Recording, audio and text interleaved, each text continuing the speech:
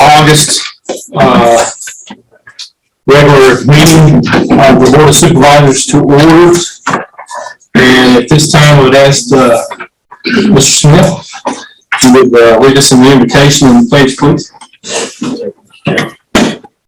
Father, thank you for the day that's been given to live and work, play here in Grayson County. Thank you for our citizens that have come out tonight for this meeting. Thank you for our Board of Supervisors and the work that they perform so willingly. Pray that you bless all efforts. Be with us in this meeting tonight. It's in your name we pray. Amen. Pledge allegiance to the flag of the United States of America and to the republic for which it stands, one nation, under God, indivisible, with liberty and justice for all.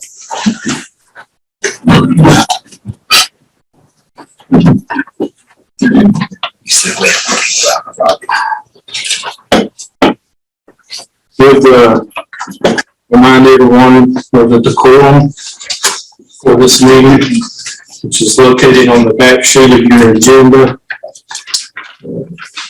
Please ask everyone to be respectful when they're speaking. And that said,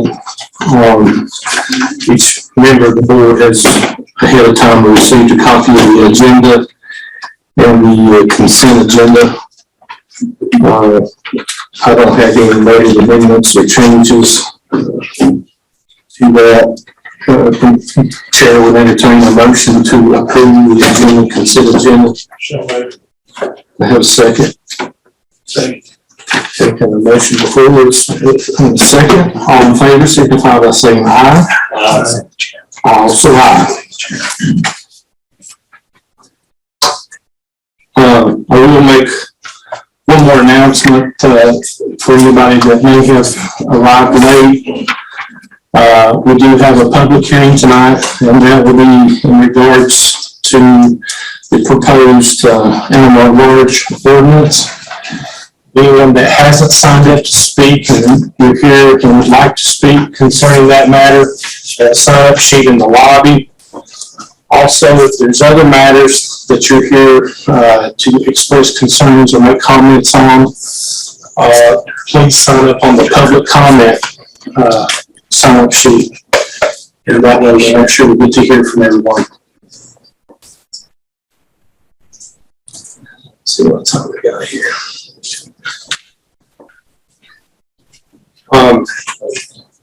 We'll let everyone know that's in attendance that Steve Durbin, the county's attorney, will be joining us by Zoom.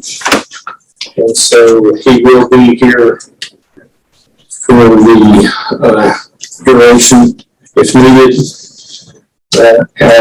He will be here for the public hearing if there's any concerns or issues that come up.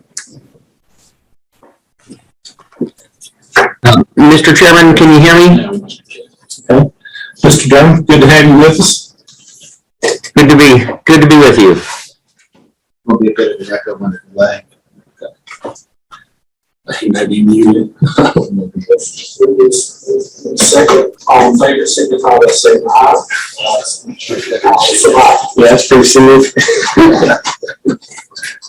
I will make one more announcement for anybody that may have arrived late. We may want to kill it tonight. That would be in regards to proposed animal large ordinance. Anyone that hasn't signed up to speak and would like to speak concerning that matter, that sign up sheet in the lobby. Also, if there's other matters that you're here. Okay, I have 5 minutes after. So, Chair would entertain a motion to go into public hearing. So moved. Okay. A motion before us, so a second to go into the public hearing. All in favor signify by saying aye. Aye. Any opposed? Also aye. Okay, prior to taking comments from citizens, Mr. Kevin Sperlin is going to do a little presentation and maybe explain, the ordinance a little bit better and its intended purpose. Thank you, sir. Thank you.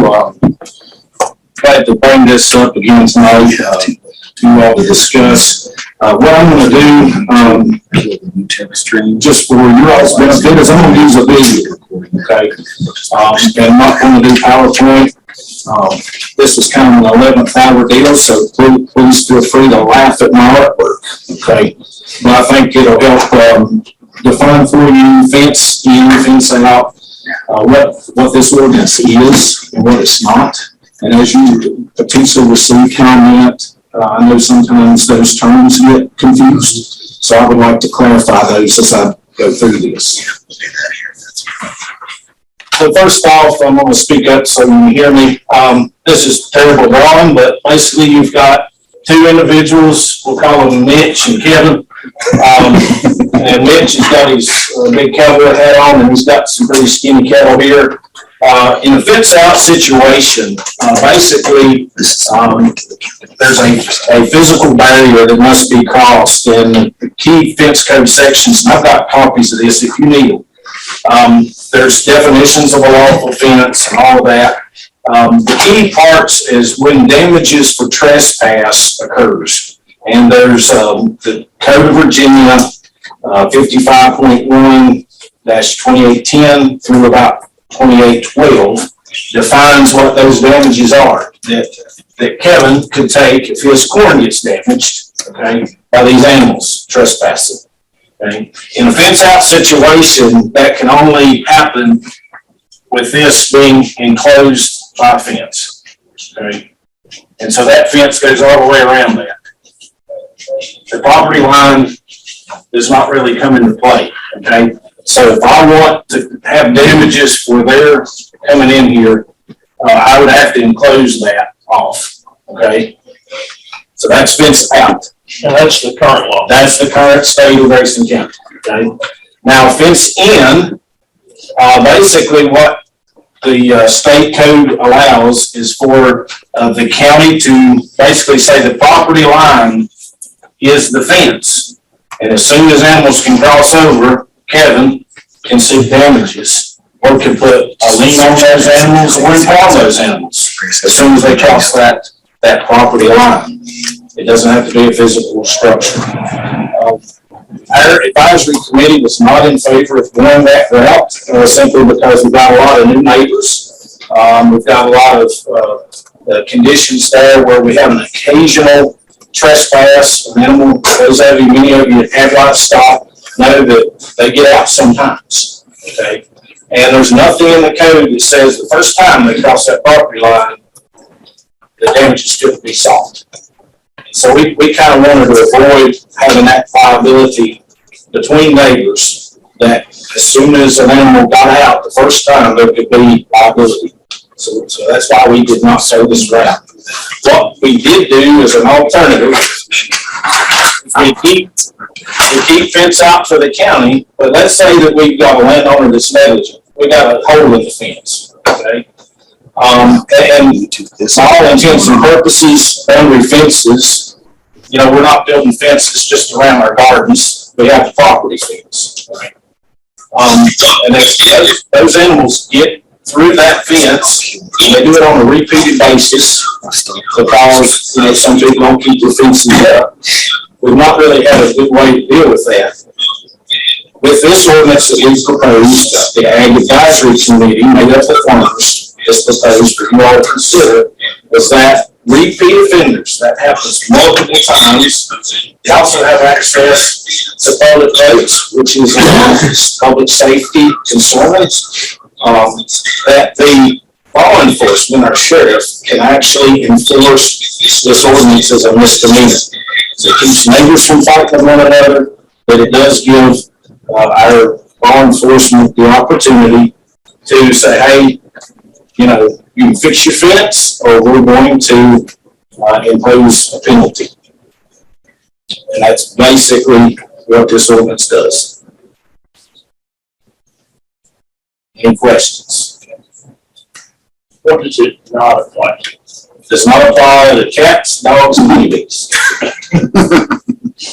The chickens and turkeys, fair game. Yep, as it is written.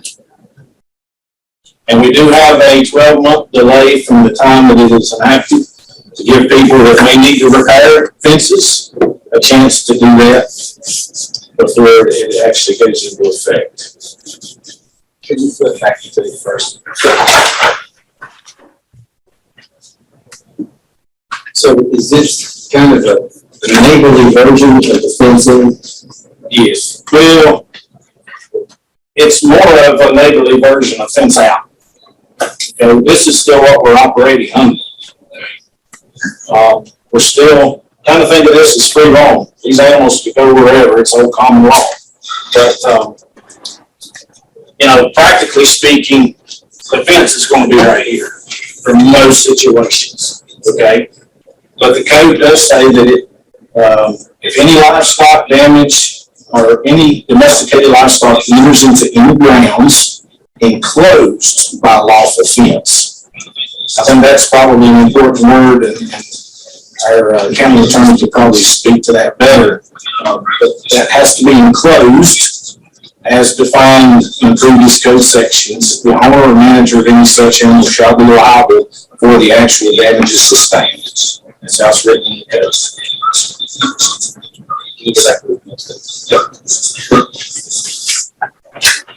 So when the fence is not placed, how many times do they get before it's a misdemeanor? Yeah, that's left to the discretion of law enforcement. It's a good question. So that doesn't make them into the ordinance? That would be a relevant question. We did not necessarily come up with a hard and fast number of times.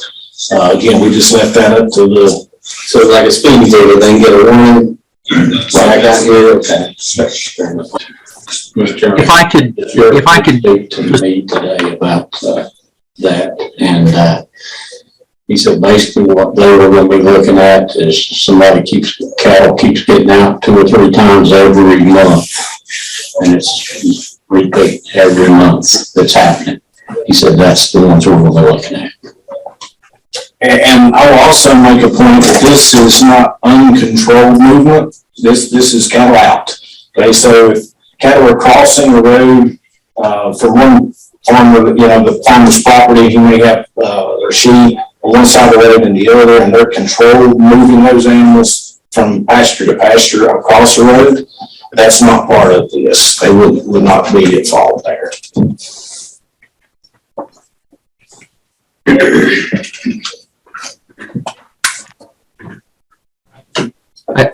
if I could, Recognize Ms. Young, is there anything you can add to it or like to speak to?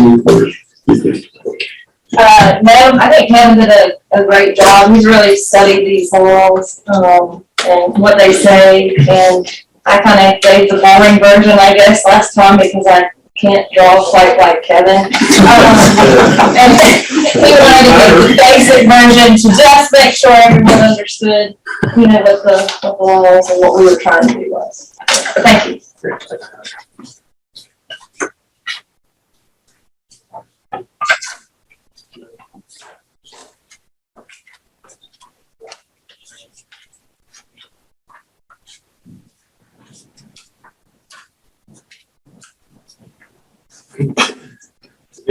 One letter that has been sitting ahead of time. Miss Tina Cunningham, which wish to address this issue. And Miss Cunningham resides at 155 Bear Tree Lane, Troutville. And proposed ordinance to prohibit trespassing of animals on private land and to prevent animals from running at large on public highways. In February 2022, I wrote the Grayson County Agriculture Committee about my concerns with a proposed animal at large ordinance versus the fence out policy currently in Grayson County. My concerns were not addressed. The committee response being that it was too expensive to require livestock owners to also fence in their livestock. The ordinance under discussion on August 11th, 2022, if passed, will be a mere slap on the wrist and will not accomplish nothing but setting neighbor against neighbor.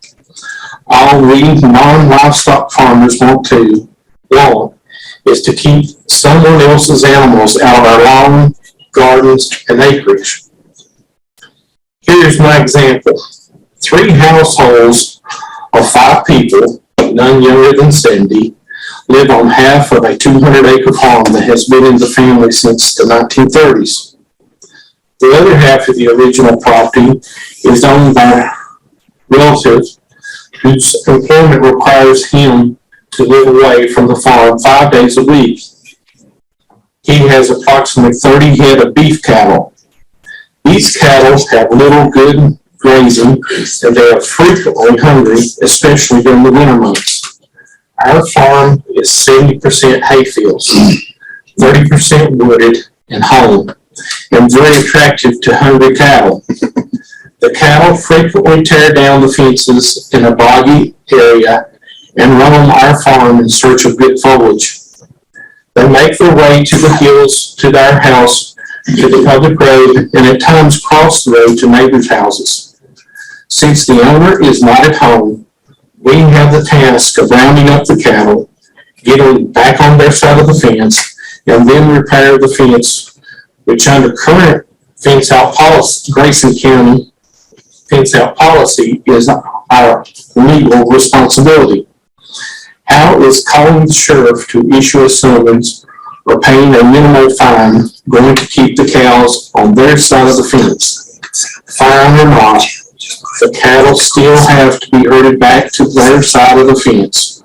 We're tired of keeping his cattle in his fields and out of ours. Talking to the owner has produced nothing except frustration on our part. He apologizes, says he'll help with a new fence, and the cattle continue to get out. And this is a relative, we would be reluctant to call the sheriff's office, but our frustration mounts.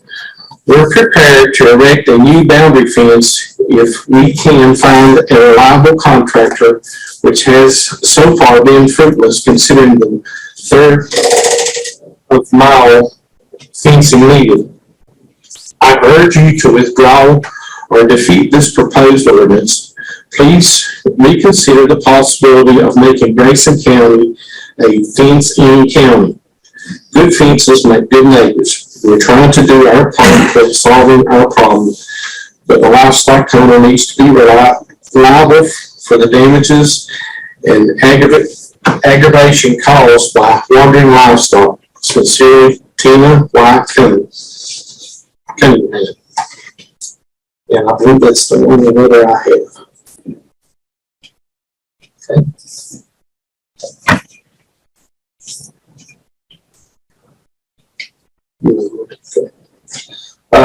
So have a motion to come out of closed public hearing. So moved. Okay. Motion first, second.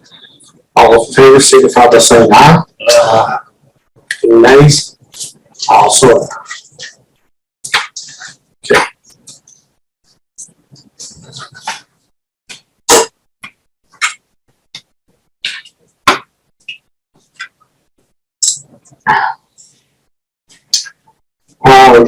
Next on the agenda, we have Mr. Tom Revels on broadband update.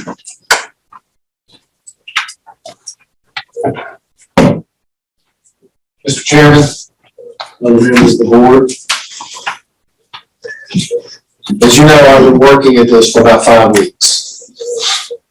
And I approached this opportunity out of frustration, quite frankly, anger. I live in Waycott, the last of the areas to be wired for internet. And I have to drive 40 minutes to go to North Carolina to get access to Wi-Fi to do my part-time consulting work. So I know what it's like to live in an area without reliable internet. But like most things, when I get mad about it, I tend to focus and get very determined. And so I approach you tonight to give you an update. And I hope that my determination to help the county, help our vendors, and help the people who are struggling to find out about when and where and how they will get internet service can be answered sooner than later. 5 weeks ago, as I spent my first couple of days with the help of Mitch and other people, Linda, I took every document that we have in the files around here regarding the internet project. And I read them and I studied them. I wanted to understand the plans, the contracts, our funding sources, and frankly, as we began to look at the collection of citizen concerns that had been submitted. First thing that I did was look at our grant funding. And as you all know, we have about 2.1 or 2 million in grants from 2 sources. And you also know that we went for a period of about 3 or 4 months without a project manager. And frankly, I found our grants out of compliance because several reports that are required monthly had not been filed. Now, in approaching the state about that, they said that's not unusual when you have a transition in leadership for a project. And it's something that all we had to do is put the numbers in, develop the reports, send them in, and they check the boxes. So I can tell you today that all of our grants are in compliant states, and we have no deficiencies at this point. The second thing, I worked with one of our members of the staff here, Allison Burchett, who is an incredibly talented lady, because she had been cataloging and recording customer citizen concerns that had been called in. And we reached out to members of the board. We tried to put together and have put together a complete report, and we're constantly updating that every day because we're getting complaints every day. Not just to record them and have a nice file, but frankly, to begin to look at what are the common complaints that keep arising all the time. And believe me, there are some. Because I have been taking those and going and sending them to our vendors, both AEP and Gigabee, to make them aware of deficiencies on the ground and the concerns of citizens, which to me, as the ultimate benefactor of this project, have a very valuable and frankly most important perspective. So we have put those together. I will tell you that those concerns have begun to be filtered into their response and messaging that they are using. It's still not where it needs to be in terms of Gigabeam's response and customer service, but they are making advancements. They have improved. Literally in the last 2 days, they released a new version of the website. And it is becoming more factual with better information about where they are actually working to kind of connect people to the system. So while I don't think we're out of the woods with customer service and getting good, reliable information to people, I think we're on the right path. And as Gigabee and AEP people have learned, I'm not the brightest guy in the room, but I'm probably one of the most persistent. And I think in this case, that's absolutely necessary. I also found that there was no real defined plan for the implementation of the system. And I first thought, well, boy, that's probably the most requisite thing on the part of vendors I've ever seen. Now, Mr. Belton, I know as a former, I believe now, AEP employee, you know that your company is big on plans. And so the plan for the cable they were hanging is perfect. The question about a plan was the last mile, connecting actual families to the fiber. And I first thought it was because our vendor was totally negligent. Frankly, that's kind of how I approached our vendor. But what I learned is the COVID period, the pandemic, created a lot of problems for everybody. Created problems for AEP. Logistical problems, getting supplies and equipment, staffing, splicers. And they're one of the largest corporations in the country. Our last mile company is a small company. And believe me, I trusted what they said, but I have this saying, I trust you, but I verify. And so I went to Bluefield and sat down and I said, you're telling me you can't get supplies. Show me your orders, show me your backlog. And they did. And literally it's taking them 10 to 12 months to get some of the supplies back in 2020, 2021. There were certain specialty connectors that were required by AEP, which is not uncommon for the companies. And those were backlogged. They have lost staff, been trying to recruit. I looked at their recruiter firm and the documentation, and they were recruiting, and literally to get a person to help connect the OLTs to, which is one of the boxes that actually feeds the line to your house. It took 14 months to recruit one person. I'm not trying to stand here and give you all the excuses, because COVID did impact this project significantly. And when I told you I thought it was negligent they didn't have a plan, I can tell you why they didn't have a plan. Because the governmental entities that were supervising our project went to sleep during COVID too. They didn't require reports, which is supposed to be done on a monthly basis. The few that they did require, they let you get by with checking a box and putting no comments on. They did no project assessments. I mean, there's no reason you would know, but Mr. Fant knows and Zeke knows. We had the first on-site inspection of some of the equipment today on Richmond, and that's the first one that I'm aware of, John, in 2 years. So our vendors, while they were suffering and struggling through COVID, certainly had no reinforcement, frankly, from the county or from the state to keep themselves up to date and in order. Is that a reasonable excuse? No. But I think we all know that the people who are supposed to be watching you and setting standards for you go to sleep. I think many times the people that are doing the work have a tendency to slow down, and in this case, they did. I approached this literally, and Mr. Fair will tell you, he's the chairman of the broadband committee, and one of my first reactions was, after looking at our, with legal counsel, our contract, I found out that most of the provisions have been violated. So my first thought was, can let's get a new one. I mean, I ran a business, I owned a business, and when I worked with vendors and they didn't comply, I didn't sit around for 2 years and wait for them to wake up. I basically said, thank you very much, and I went and found somebody else. But when I dug into the contract, what I began to realize is a lot of the state ordinances that were put in place and regulations for this type of project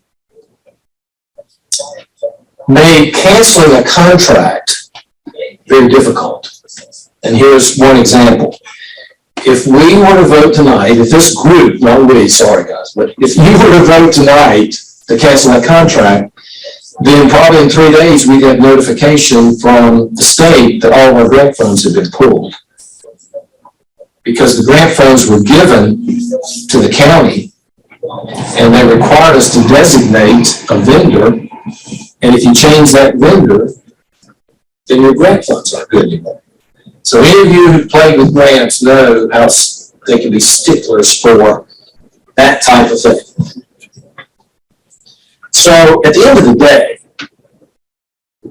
I concluded and reported to the broadband committee this week that I don't think canceling the contract makes any sense whatsoever, because as a taxpayer, I don't have to come up with $2.5 million to try to continue this project. We could apply for another grant. Well, frankly, I was told by the state people who award those that they wouldn't look real kindly on us if we canceled one contract that they'd already awarded and thought we could come back for a second. And they said with the demand for money today, when we did ours, we were one of just a few. Today, every county in Virginia is filing grants to get money to do broadband. So now we will be competing with probably 10 times as many counties to try to get the money that's out there. So what's our recourse? Well, last week, members of the broadband committee and I met with representatives of AEP, representatives of Gigabee, and also Israel Quinn, who, as you know, is a delegate for our area from the Abingdon area. He was instrumental in helping change the state law that enabled AEP to do what they've done, which is hang the high-speed fiber so that a last-mile vendor could then connect it to your house. Prior to changing the law, they couldn't do it. Your vendors like Comcast, CenturyLink, have an option. So obviously he has a real interest in this project. He wants it to succeed. And I can tell you, I had a meeting yesterday with Gigabee and AEP, and I don't know exactly what he did, but I've never met a more compliant, interested bunch of people to make things right and to ramp this project and to get it moving as the representatives from AEP and also Gigabee. Let me give you a couple of examples of what we're doing now moving forward. Number one, we're developing a comprehensive plan that will designate by zone how many houses they'll connect on a weekly basis so that we can now tell you if your zone has 500 houses and they're connecting 100 people a week, then they ought to be within your area for 5 weeks. And then we'll know what the next zone is. That way, when you pick up the phone or you go to the Gigabee website, you should be able to look at that and say, okay, White Top, probably the end of 2023. Not soon enough for me, but I'll tell you, I'd much rather know when it's going to happen than be standing around not knowing what's going to happen. And so they've agreed to develop that plan. They're going to present it to the broadband committee in September, and it will come to this board with a representative from AEP, a representative from Gigabee, and myself to deliver that plan. Why will that be good? One, it gives us a benchmark to know, are they performing? Are they meeting their standards? But more importantly to me, it gives us information to share with people like you who wonder, where is it, when is it, and what's going to happen in our area sometime in the next year and a half. We're also doing a communication plan. We're going to be working on ways and identifying ways to get information out to the public more effectively. I'll be meeting with AEP and Gigabee for operational meetings once every 2 weeks to get the latest information, not only about connections, but if there are issues that arise that may delay the project, at least we'll know about it and can get information out to people to help set clear expectations. So we are working diligently to try. I have to applaud AEP. They've done everything they said they would do, but even they acknowledge that they've had difficulties with staffing, difficulty with the quality of fiber. In Elk Creek, one of the delays when they started hooking up houses, they realized part of the fiber that had been hung was defective. And they couldn't know that until they tried to connect people who were going to be served. In credit to AEP, they sent splicing crews out and line crews out immediately and rectified that and kept the project moving. So, am I happy with the project? No. Am I satisfied when I might get internet service? No. But do I believe that we're on a path to do it in a more informed way, in a more efficient way? Absolutely. And my goal is to make sure that when people in this county, like myself or my neighbors, go online to ask questions, they'll get good information and good answers. Might not like the answer, but at least it'll be accurate and reliable. And so, members of the board, that's what I've been working on.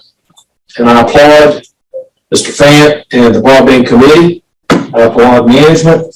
because it's been all hands on deck. We've all worked together, and we will continue to do that. Try to get this project back online and in service so that I can beat 2 years of getting internet service in White Top. Thank you. Questions? Just for clarification, so you're here tonight at step one. One thing that we talked about is a monthly update, whether it's you or the county administrator. Plan that the broadband committee is going to get in September, that plan will be presented to the board with the recs in October, correct? Is that right? Correct. I just want to go through. Yeah. So, Mr. Rivers, I don't want to muddy the water to take us into the weeds, but I feel like folks need to know. So, SACCO, they've completed 94%, 92%, and the agreement that they have with the state is rate increases. Can you mention that to me? I'm sorry, but I didn't understand it fully. AirCo presented, and I'm saying this from information I got from all of the utility companies that are participating in this kind of project, and it's multiple. Dominion does in the eastern part, AirCo here, has the ability to recoup some of the cost of the fiber that they're hanging through a rate increase, a very small increase over a period of years. And one was filed in January, and another has been filed in June, but I don't think that one has been acted on by the utility commission or whoever that is. SDCC. And that's standard operating procedure for all these programs, as I understand it. The movement and water throughout the state follow the same. Absolutely, very same thing. And I hate to put you on the spot, I know you don't represent AEP, but everyone in the county will be affected by that increase, whether you get gigabit or not. Correct?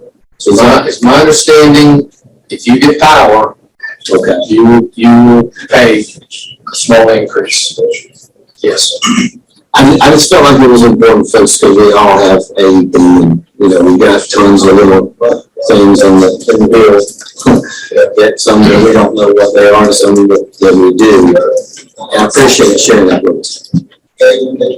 Another question, just maybe to follow up on that, APCO's not putting that fiber up because they like Grayson County, they want to solve the rural broadband problem. They're putting it up because they need to understand the grid and have better visibility on, their substations and their measuring devices. And I know I might be in Ken's sandbox here, and step out on that, but they're doing it for the benefit of APCO and really the benefit of the customers that have power, so that they can have more reliable information on the grid. The thing that's the big game changer when we went down this road is that they overbuilt the fiber in order to bring rural broadband to the counties. And so that's the piece. I mean, the rate increases to help pay for the fiber, but the fiber's not just for rural broadband. The fiber's also for their use for power for the customer. And that fiber will be where they're reading the meters throughout the county. That's was my understanding. But a lot of folks ask me, well, how can they read my meter, to tell me what my bill is, but I can't get internet because they must have something. You may have heard that. I don't know the technical, and Ken may be able to speak to that, but that was a question that's come up a few times. But I don't know the rest. That's Mr. Dalton, Something totally different. you look out in the country and you see something look like a that. That's a transponder. And it's listed our source. And it transforms and it reaches out and it reads meters all over. And you can see. It's not just the final product. I would like to maybe, I'm not speaking to them, they will be making money off of fiber from Gigabit. Gigabit has to rent from fiber. So, and it's a large amount. So it's not entirely everybody's gonna pay for the fiber being out there. It's a money maker. AEP is gonna, it sells power, it's gonna sell the fiber, so the middle mile, so. The only comment I would make in addition to what's been said is nothing's free today. We all pay for everything. And honestly, if it hadn't have been for the law changing, which thank goodness for Israel and Quinn and our legislators who have an interest in rural Virginia, that AEP, Dominion, other power companies could not have done this. And instead of me waiting 2 years for a reliable internet, I'd have probably died at the age of 101 and still been waiting. Because the expense of doing what's being done is something I frankly don't think our county could have ever stepped forward to do all over this county. So I can't comment about what increases, appropriate or whatever they are, but I do know that it is the guidelines that have been set by the feds and the state, and every power company is abiding by the same requirements. Other questions? Just feel fortunate that Grayson County is the first county that's a pilot program, and all these other counties says, how did y'all do that? So we may be late, but we're in front of a lot of people. Mr. Belton, we are the first, and I'm very determined to make sure we're not the last to be connected. Thank you, job. Thank you, sir. Appreciate it. Thanks. All right. Our next presenter is Mr. Dave Landis, but prior to him stepping up, I think the tourism director, Ms. Tracy, could like to do an introduction for him. Thank you. Thank you for giving me a few minutes of your time tonight, gentlemen. About a year ago, Grayson County contracted with Dave Landis. He's with Village to Village Trails, LLC, to develop a bike route that would connect the Virginia Creeper Trail to the New River Trail, E3s, and keep folks inside the county to spend their money. So Dave has developed trails like this all over the world. One thing I found very interesting, just this went live last Friday. Today we got a call, somebody wanted to ride that trail already this weekend, and they wanted to know where they could park. And then after I got that call this afternoon, 2 young ladies came rolling into the visitor center. They were riding that trail already from Friday. So David Landis has a presentation for you tonight. He's going to show you and talk to you about the trail, show you where you can find information regarding it, and just kind of explain the process. So I wanted to just make sure you knew who he was and give you just a little bit of background for those of you who are new as to what he's going to be talking about. So he's joining us by Zoom. Hello everyone, good evening. I hope you can hear me well. I am still hoping to share my screen. It looks like it is not enabled yet, but I'll just start until that is possible. Thank you, Tracy, for the introduction. As mentioned, I've been working to scout, develop content for, and come up with a plan to help promote this bike route, which crosses Grayson County, connecting the Virginia Creeper Trail to the New River Rail Trail. And yeah, I'm still not able to share my screen. I would like to share some maps with you if I can. So this has been a really exciting project to be a part of, and I'm super excited to hear that today 2 people rolled through and someone else has contact that shows that things are starting to roll pretty quickly. Okay, now I can share my screen. Okay.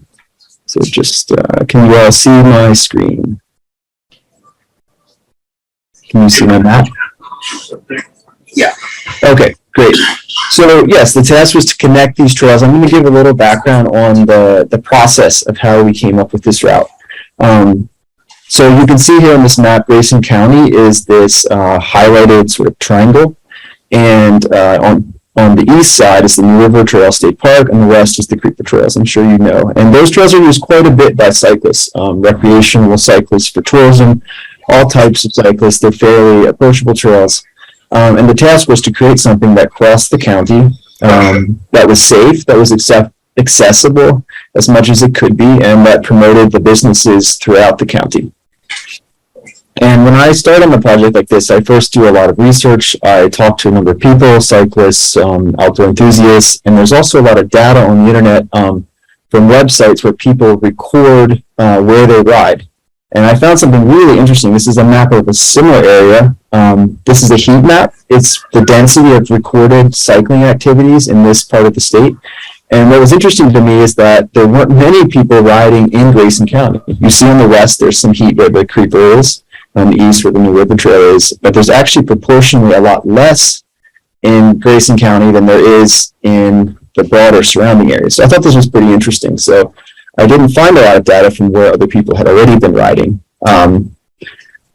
And we talked a lot about a gravel road. Gravel has become super popular for cycling, partly because it gets you away from cars and away from busy roads with traffic. And there's been a big boom in production of gravel bikes, which are kind of like road bikes with wider tires, a little lower gearing for climbing hills. And this rectangle here is generally Grayson County, and this is Virginia. Can you hold up a minute? We've got a lot of feedback here. We're trying to figure out some gamers broken into the system. Okay. Duty or something going on. Hold on just a second. Yeah, just tell me when you're ready.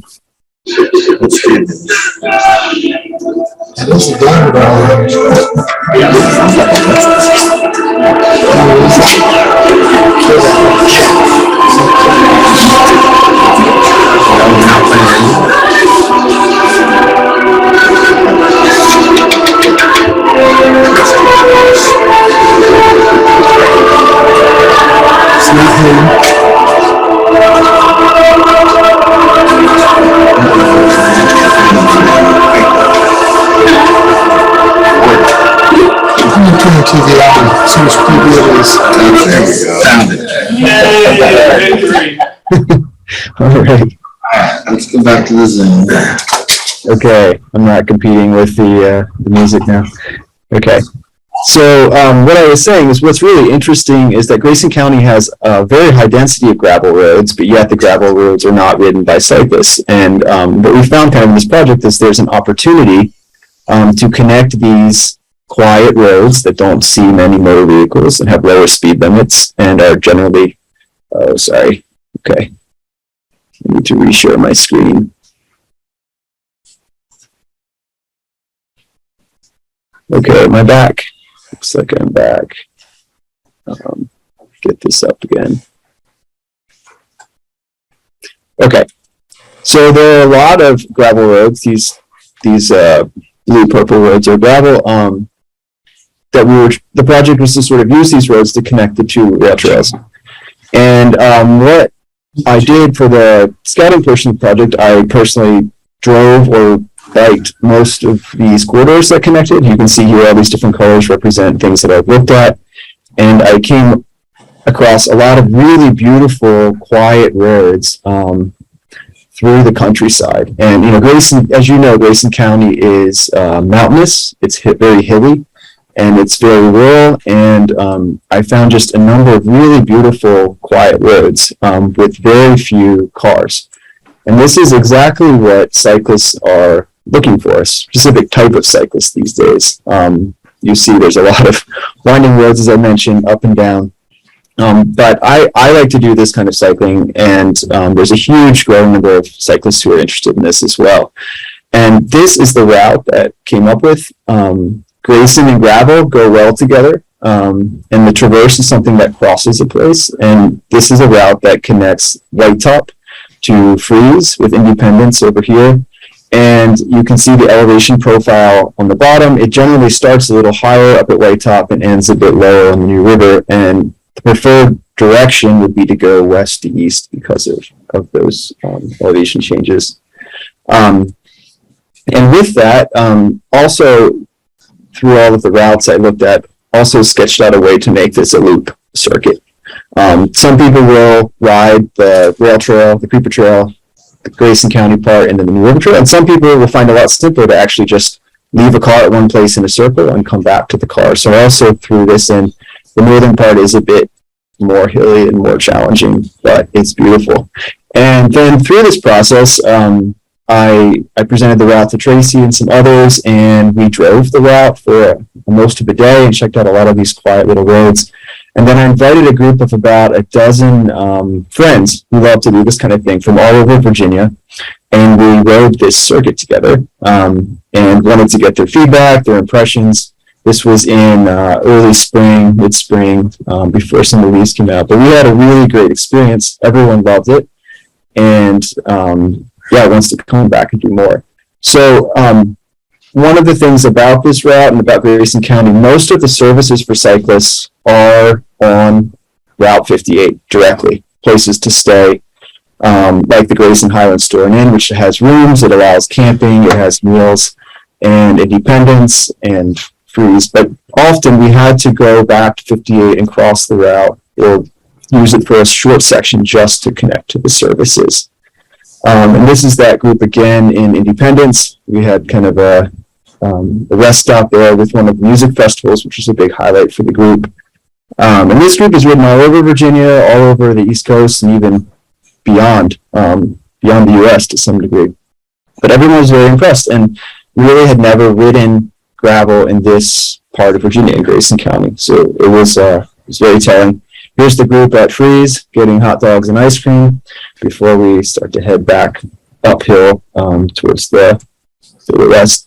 And on this loop, which was off the main corridor we scouted, we stopped at Combs Rock, which I'm sure many of you know, camped out there, very high up, very, very beautiful spot. And then we turned back to White Top. And what was sort of telling from this group was that the circuit idea was very appealing. Like the connecting west to east across the county was a great experience, but practically a lot of people wanted to come for a long weekend and ride back to where they started, which in a way is great because it promotes more time even in the area. So after the route was found and kind of checked, the next step was to produce information, and here's a route map that shows the Creeper Trail in the west, the sort of circuit, and the green line is the traverse route, the main one. That was the purpose of the project. And then part of the information I presented was how to do this in 2 days, how to do this in 5 days, how to do it with hotels, how to do it with camping, when to go, what kind of bike you need, all this kind of stuff. And this content then went on to a couple different places. One is the Grayson County Tourism website, which is what went live just last week, which has all of that planning information. It has links to digital maps where you can zoom in and out and see what you're doing. Here's an example of that with the circuit. You can still see that screen, I think. So this is something that people can use not only to look on this computer or look on your app, but you can also see where there's a cafe, for example. This is the Mount Rogers School. And then you can sync this with the app, load it onto your phone or onto a Garmin, and it will navigate you. You can do this in a car too if you're curious. So with all of that, that's also on that site, which is called Ride with GPS. And this is the biggest US and global database of these types of routes. And what was interesting, this one guy who contacted us today, who's planning to ride the route tomorrow, he found this on Ride with GPS's website. And through that process, then he decided to go. And he's from Greensboro, North Carolina. And he's very excited about it. So he's starting tomorrow. So that's pretty cool. He found Grayson County through a third-party site that then is linked back. And we're also working on a printed map booklet or a rack carder, like a print pamphlet that will fold out and will have all of this same information. And I'll show you that in a second. So the target user group for this, it's a bit different than the rail trail user. It's more serious cyclists who are fit to ride the hills, experienced and looking for new destinations. In the cycling world, there's many types of cyclists. These are the types looking for gravel routes and bike packing, which bike packing is multi-day trips, carrying overnight gear, and often camping too. People are motivated by the hills. Some people definitely don't want to ride the hills. Some people seek out hills. So Grayson's assets are its beauty and its hills. I think it's something to promote. Mid to high level income types of cyclists. These are people who plan trips around bikes and are looking for new places to go. And I think the geography is similar to the tourism target of, within a drive of Grayson County. I think a lot of people would do a ride here in the weekend, stay a night or two, and explore or ride one of these routes.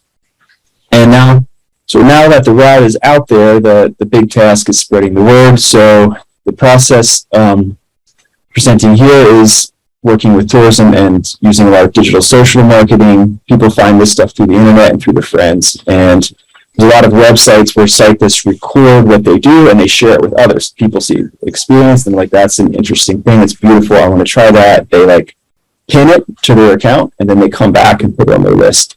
So I think these are the most strategic ways to promote this kind of thing.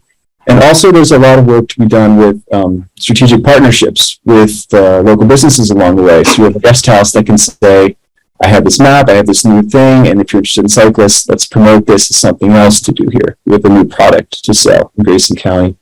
And another really notable partner initiative is the Whitewater nonprofit group from Charlotte, which has a big whitewater center. They recently are developing a base near White Top where they're going to present information and lead trips, specifically with all kinds of recreation in the outdoors, but gravel cycling is a big focus of theirs. And this organization also acquired a pretty large website called gravelmap.com, which its main purpose is to promote gravel loops like this. So this is a really interesting timing with this project. We had no idea about this when we started founding this, but these guys are, I think, a big deal for Grayson County and will help drive a lot of business and responsible conservation of the outdoors and of the heritage of the area. And word of mouth is a really big thing. These things take some time to get up and running, for people to hear about, to plan trips. Word of mouth is really important there. And I think, anything else that Grayson County can do to promote its gravel as an asset will help promote this route, such as day trips or loops or the stuff that Whitewater is doing. These will all help quite a bit with the promotion. And just an example of the kind of websites and sharing that people do. This is a website for sharing routes. This is from the trip we did last spring. So it lists the people you ride with, and then they have a similar page, and people like it like they would on Facebook and can share and can save. And also people are using this hashtag Grayson Gravel. You can see in some of these, some of the pictures and experiences from that trip. And then other people are looking for similar things. They find it and they pin it to their list. So it's all super interesting. And it was super interesting today, this guy, Chris, who contacted me on Instagram that found the route on the website and said, hey, I want to come tomorrow. Where can I park? So he's going to be out there. If you see him with his bike and some bags, say hi and cheer him on. And yeah, so it's super exciting. Let me see if I can pull up. This is a draft of the print booklet. It will be a rack card. It will fold out in a way that the Visit Grayson one does, with a large map and then all of the practical stuff. And this is something that can sit in different places throughout the county and the region, and people can take it with them and start to plan the trip. And then this links to the Grayson County website and the digital navigation and all of that stuff. So yeah, that's my quick presentation. I'd love to hear any questions anyone has, or any feedback, if the audio is working well. Yeah. The audio was, you may have said some of the stuff that I'm getting ready to ask you, so forgive me. When you crossed from road to road, was there any private land or landowners that you had to come in contact with, or is this each gravel road connects you back to the trail? So the trail or the route is the gravel roads. So this did not involve creating any new infrastructure. It uses all public roads that are publicly accessible for motor vehicles or bicycles or walkers or e-bikes or motorbikes. So it's all public road, public land. And what we did here was create information about how to connect these roads, how to navigate, how to plan, and how to spend time moving slowly across the county on a bicycle. Thank you. Very impressive. Welcome. David, John Fan here. So you got the loop.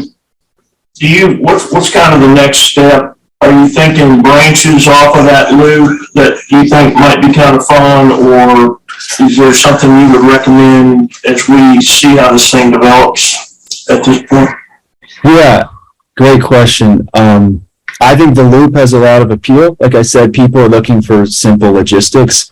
The other thing that I would probably do next, which is kind of low-hanging fruit, is look at shorter loops from like Independence specifically, possibly also White Top and Freeze. So if someone wants to come spend 2 nights in Independence and, you know, maybe one of them is into cycling, the other's not, but they could do, you know, a 30-mile loop or a, you know, a 50-mile loop or a big day loop, but come back to the place where they left the vehicle. Because I think that's what we found in the feedback process of this. Like, while it's really appealing to ride end to end, like the logistics or getting a shuttle or, you know, shuttling your own vehicle, it takes a lot of time, and people would prefer to spend as much time riding rather than shuttling. So anything that returns to where it starts is also really appealing. So that's probably my thing that I would propose as a next step, in addition to just spreading the word, using the strategic targeted, like,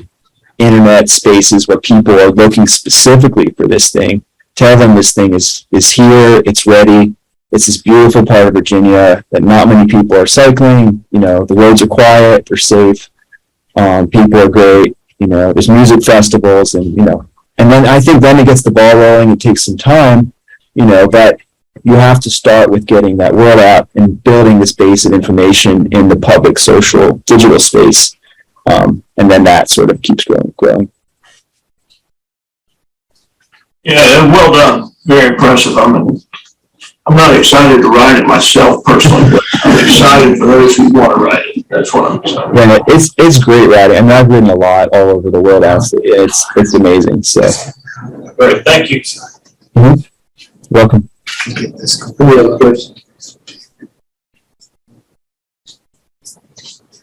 I'm gonna travel back home, that's exciting. You can ride it. You can take a motorcycle.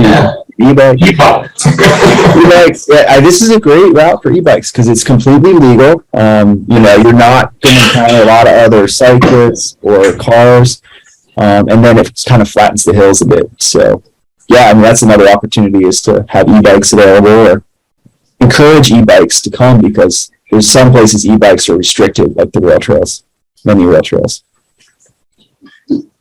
I know, like in Christiansburg, they have the e-bikes that are stationed at the rec center. You can take them on the Huckleberry Trail. Yeah. Huckleberry, I believe that's what it is, but go to Blacksburg, they have stations. Mm-hmm. Yeah. Well, thank you very much. Thank you.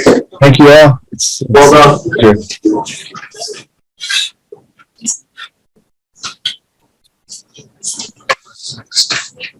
Sure. All right, next, is Tracy Smith, Tourism Director, which is Mount Hodges School project request. Just a note, I rode that route in a car with David. Yeah, that's beautiful. I have a proposal to put before you tonight about the demolition project for the addition of Mount Rogers School.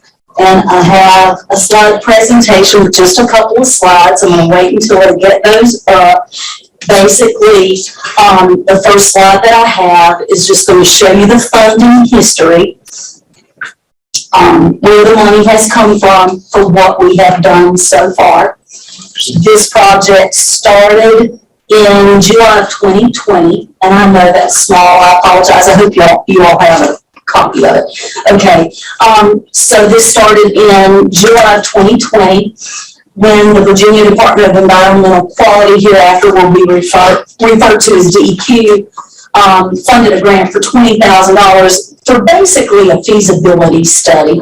And so a corporation came in and did a huge report, and they did find some hazardous materials in the school. There was some asbestos, some lead paint, some mold, things of that nature. One thing that they found was these hazardous materials were in the addition, but not in the original 1930s rock structure. If you ever go in it, you'd be very surprised to see that the 1930s original structure is in very good shape for the shape it's in, if that makes sense. And so long story short, basically what they recommended was that the 1930s rock structure be preserved and that the 1960s addition be demolished because it was not salvageable, and that the rock structure would eventually be turned into a structure used for tourism and for the community there at White Top for various events. So that was where we started. After that, we worked with CDAC, which is Virginia Tech's Community Design Assistance Center, and they put together a conceptual design that was grant funded by DEQ once again for $20,000, and we have a whole conceptual design of what could be at that school if that's the route that we wanted to take. Stakeholders in the White Top community were involved in that whole process. We had a committee of folks who were sitting on meetings and gave input. From there, we applied for a Virginia Outdoors Foundation grant for $25,000 to put a walking trail and some signage in place. We got a little delayed due to pandemic and supply chain issues, so we have not begun that trail construction yet. And it really needs to wait until after the demo takes place because you don't want heavy equipment driving over that trail during that phase. One of the biggest things that we did came last fall. The Virginia DEQ subcontractor hired a firm to go in and do abatement. So the asbestos and lead paint mold was removed from the school to the best of their knowledge. This was overseen. We didn't apply for that grant. Mount Rogers Planning District Commission did, and they administrated that grant, and that took place and was completed to the best of their ability. Now, during that time, we went before the Grayson County Economic Development Authority because we were told before the pandemic that it would cost around $85,000 to demolish the brick section of the school. So we went before the EDA and we requested that $85,000 to demo the school and an additional $15,000 because there were some survey and stormwater type things, preliminary work that had to be completed before that demolition could take place. So the Economic Development Authority awarded us $100,000. We have used $15,000 of that $100,000 at this time. The $85,000 is still there, but it has been approved for this project. Grayson County government has spent around $17,000. Those were funds for expenditures to Hurt and Profit, who we contracted to go in and do the engineering work, the survey, the stormwater studies, all of the preliminary work. Once the pandemic was over, their fees had increased. We were under the impression it would be around $15,000. Turns out that things have doubled in that short period of time. So that is why we have had to spend out that $17,000. And not included in this chart is some in-kind. Community volunteers and citizens in the White Top area did remove 14 very large trees, and they did stump removal as well. If we were to pay for that, would have been around $27,000 to have had that work done. So this is your history. This is where the money has come from and where we've spent it. And the next slide is the request. This is what we're asking for. So as I said earlier, we did contract Hurt and Profit, an engineering firm, to oversee the work, the preliminary work that needed to be done up there. And what they found when they got in, and this was found when they went back and looked at some old plans. The company that came in to do the abatement would not have been aware of this because they think, and I want to preface that, I want to make sure I say that right, there is probably some more asbestos underground in the school that they didn't realize. There is a small chance that when that floor comes up, there is no asbestos underground. But the Hurt and Profit engineers seem to think that probably there is. There are some tunnels underground that have some piping. And they seem to think that it would have been standard procedure to insulate those and put some asbestos around them for protection. So until that floor is ripped up, we won't know for 100% certainty that there is asbestos underground, but we think there probably still is a little bit. RFP that was written, Hurt and Profit did do that for us. It included 2 bids. One was for a basic just demolition of the building, leaving the asbestos in place, which we have checked, and that would be completely legal for us to do. We can leave the asbestos in the ground and cover it up. The problem is, eventually it's going to have to come up if we ever do anything else with that building. They also included a sub-bid. How much would it cost if we hired someone to just go ahead and demo the building and also go ahead and remove asbestos if it is there? So on July 21st, a few weeks ago, our lowest bid came in around $144,000 for the basic demolition and an additional $30,000 for the removal of the remaining asbestos, for a total bid of exactly $173,940. That went to Taft and Fry. That is the company that did do the abatement, and they did come in with the lowest bid. Once again, the EDA has committed $85,000 for the demolition, which would leave a balance of $88,940.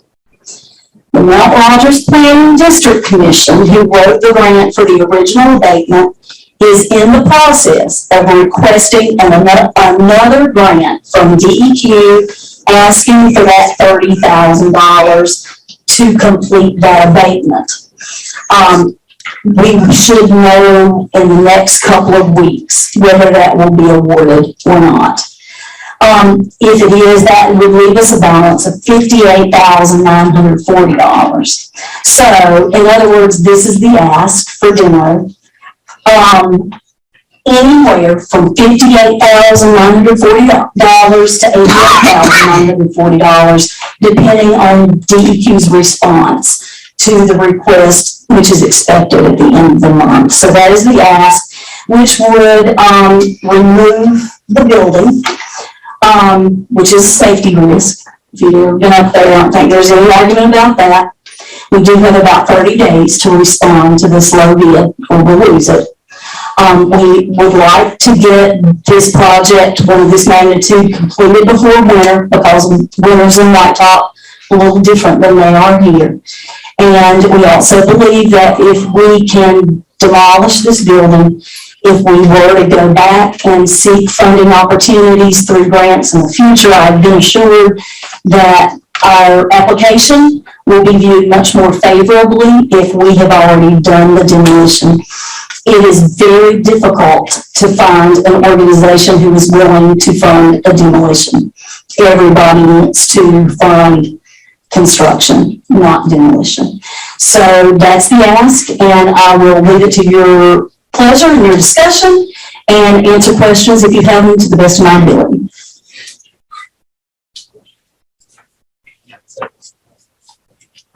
All right. I understand, are you the project manager over the project, or? I have been. Okay, I've got several questions here, but let me preface them. I was contacted by a resident from that area, and he's had a lot of questions. He couldn't be here, he's asked me to ask. And he he's indicated that he is a CSA, the Certified Safety Auditor through the NSAP. His name is James Starr. And I'm going to ask you the questions that he presented, if I may.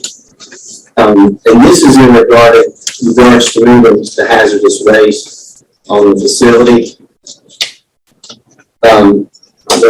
The folks that came in and removed the asbestos originally, were they hazmat professionals? Yes, Certified? they were. And what was the name of that company? Tap and Fry. Tap and Fry. And what level were they? He says there's 4 levels. There's the investigative technician, the analyst, and the inspection technician. I cannot answer that question. I can tell you this, they were approved by DEQ. DEQ subcontracted them to do the abatement process. So I would assume that they were more than qualified to do that. And give me that name again, if you. The name of the company, Yeah. TAF, T-A-F-F, and Fry. All right. So with that being said, he asked if there was a SSI report completed, the sensitive site safety investigation. But they will, just one second. Okay. And Mr. Anderson, I apologize, I don't know what SSI stands for. Oh, okay. It's a sensitive site investigation. And then that would be followed by the SSE, which is the sensitive site exploitation. And I don't claim to know what that means either. I took notes when the guy was giving it. Once again, I'm no expert in hazmat, but I will tell you that Virginia Department of Environmental Quality certified it and hired them to do it. And we did get a report. I cannot stand here and tell you the initials that go with it. But I do have a report, a certification report of some type. If I had known, I would have gotten that information, and I can look it up and look at it. I'm sorry, I should present this, but I got these late myself. I understand. And he wants to know about the water samples. He says there's a protected stream that flows. Of course, I don't know what to. There's a protective stream that flows there. And is there water samples, were they taken from the creek or from the property? I don't know if samples were taken or not, but I do know that a stormwater study was conducted Okay. to prevent any pollution to the creek. And was that done by the Taft Creek as well? That would have been done by Hart and Profit. So any of these records that he's mentioned here, can we get those? Yes. The SSI, and I'm assuming Taft. If they exist, if you get me a list of what you want, I'll just forward you these Yes. questions. yes, That's okay. I'll have to look into that and ask some questions myself, but Right, because now, I'm a layperson in all this. But I see here in the request that there's still, and you mentioned just now, there's still potential asbestos in the ground. yes, And we know that the property's got to be clean. But what you're asking for is demolition. yes. So I would like for us to table this till we find out the answers to some of these questions and to see, because we can't leave the asbestos because there's future plans, for that project. So so the demolition, that's gonna affect that. Actually, you cannot know whether there's asbestos in there until you start the demolition process because it's underground. Right. So But they'll there have to need tear to it be out. procedures and safety things put in place before they tear that out. They can't just, if there's a suspicion that there's asbestos in there, they can't just go rip it out. Some layperson like myself and then say, oh, there's asbestos in there, we gotta get the pros in here. And I would reiterate that the company, Taft and Fry, is the one who won the bid. So they are very familiar Okay. with asbestos removal and the requirements involved in Right. that.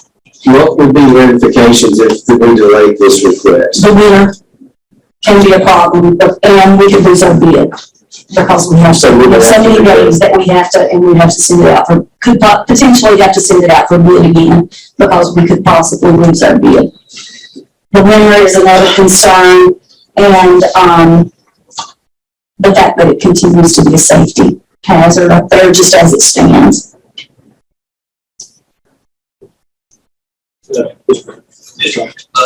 Would there be an opportunity to go back to the EDA to ask for additional funding? Can I turn that to you, Mr. Smith? Anything's possible. I just don't know what kind of appetite the EDA would have for more of their economic development studies. I can't answer that. They would have to take it, and but anything's possible. But Is there an opportunity in the next couple of weeks, 3 weeks before the bid runs out that we can present to the EDA for additional funding?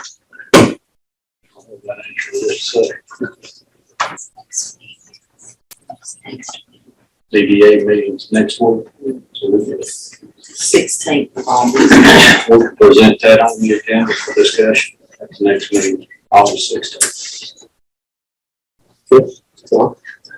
Well, Mr. Fred, thank you. On that table is another 30 for us to do on that, if they give it or they don't. You know, if they don't, we're gonna wait till the next meeting or. That's good. What's the staff's recommended funding source now? I mean, you're asking us for 83 grand, 88 grand. What's the recommendation of where that money comes from now? Basically, we could look at the economic development fund. What about economic development? What about ARPA would probably be the better choice. If the board had that for that. Why a better choice? Is that based on the finance director's recommendation? Is that what you're basing it on? Yeah, that's what we had discussed. And at this point, ARPA would be where we would, if we came back to you, ARPA would be where we would probably have to. But there is another source that we could possibly use, but that's not as good as ours. But the amount, especially if we can get 30,000,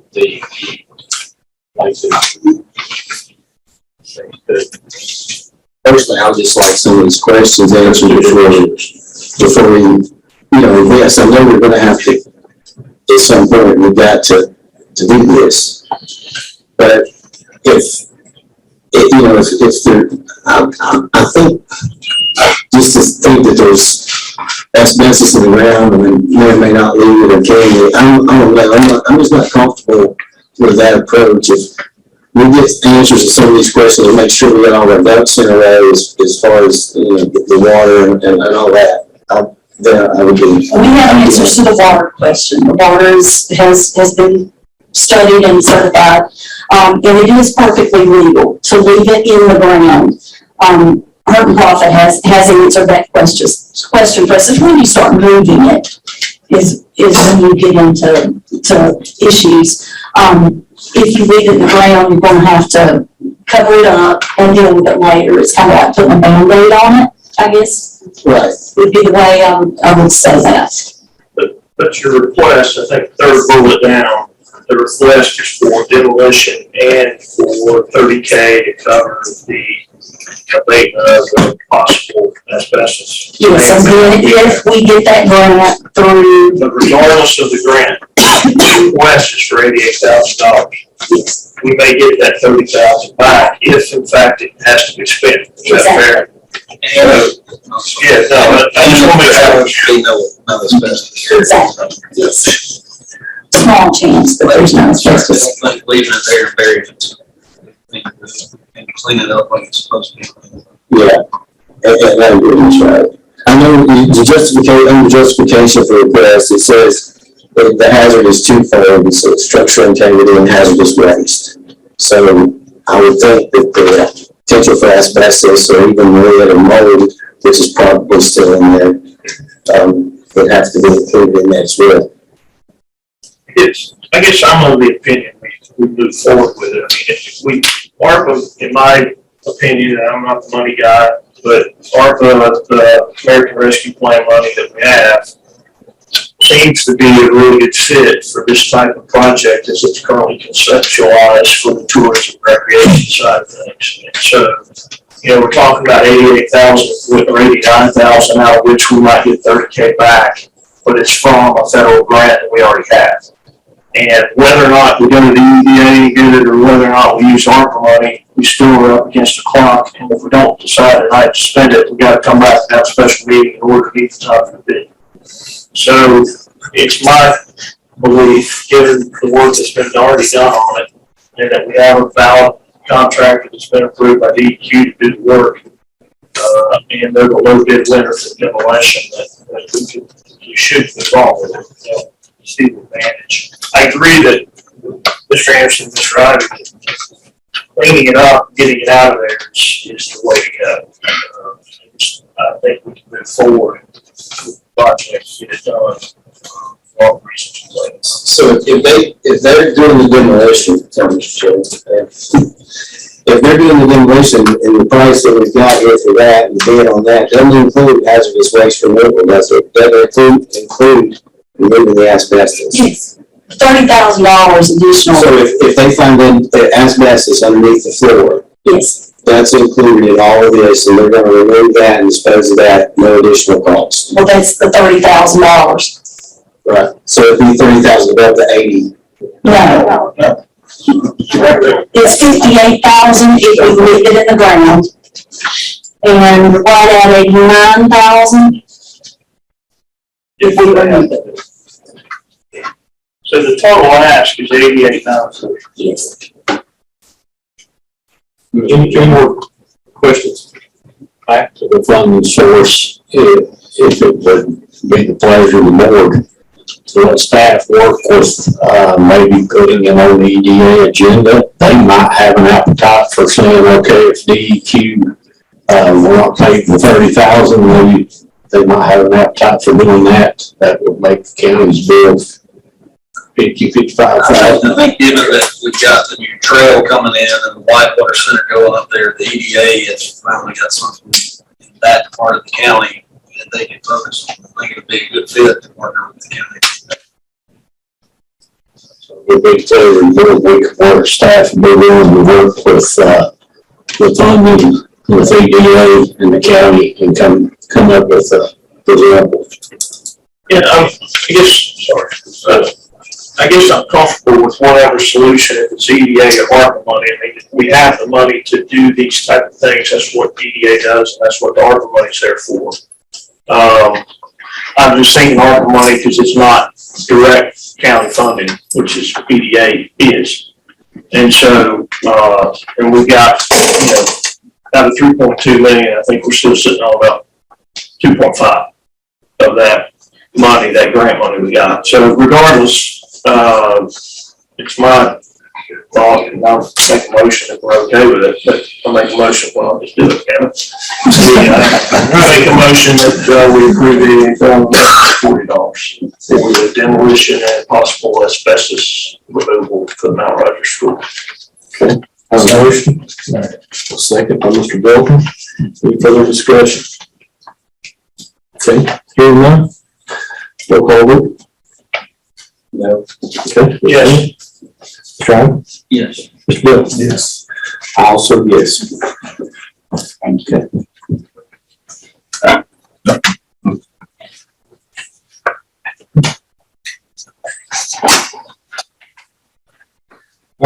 Next presentations, Ms. Gloria Price with Preserve Grayson request. Good evening. Good to see you all. Preserve Grayson, as you know, is a volunteer citizens organization that was started from concerned citizens from all backgrounds and occupations in the county over our concerns of the impacts of the large-scale Christmas tree industry and some of the things we've observed for the last decade. We joined together over the love of this county, of course, and we feel like the rapid change in the land use has made us feel like there are things that we need to know as it progresses. We are a non-stock Virginia corporation that is here to preserve our way of life. We want to make sure the water, the air, the native habitat, health, and our traditional peaceful way of life can continue. So we made a large presentation last week to the two delegates, Campbell and O'Quinn, and then we left some packets of information for the members that could not be here. And so you probably had a chance to look over that. So I won't go into all the reasons why we are doing this. But after that presentation, we were wisely given a suggestion that we should ask for some funds because we are doing a lot of volunteer things with our own funds. We are trying to do some fundraising, but the things we are looking for in this request is to get a consultant to implement a water quality study. And the water quality would include, the studies would include a lot of the agricultural chemicals that are being used, glyphosate, pesticides, insecticides, herbicides, and our budget, the budget sheet that I provided for you, you can see some of the examples of the costs for those. We are continuing to look for the best tests available, and by getting a consultant, we'll know whether we have the right ones. These would be used for property owners' wells, spring water. It would all go to help the county. We are also in the process of using a computer developer and a data analyst to develop an interactive map to partner with our Grayson County Health Department and Mount Rogers Health Department to ask the CDC to do a possible cancer study. This will provide a database to document information. We can't know if we have a problem here if we don't have information. So this interactive map would be user-friendly. It would be anonymous information that would be pinned. People can give us information. We'll put pins on the map to show the broad baseline of the data that we need to see if we do indeed have some health issues here. We also have some website costs to keep the public informed, to keep our information open to the public. We've been doing research ourselves, purchasing materials to study streams, and I wanted to strike the last item on that list that I've given to you. That was our previous fundraising efforts. So that's my small ask for the $5,000 request. Do you have any questions?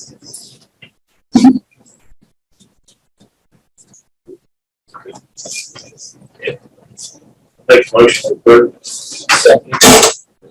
Motion to approve the request. Okay, second. Any further discussion? I'll just like to say I appreciate the work you guys have put as a group to put into doing the research and getting up front on the issues that we have before us in the presentation that you made last week to the delegates. And I sat in on that, some of the stuff was new and I was shocked by.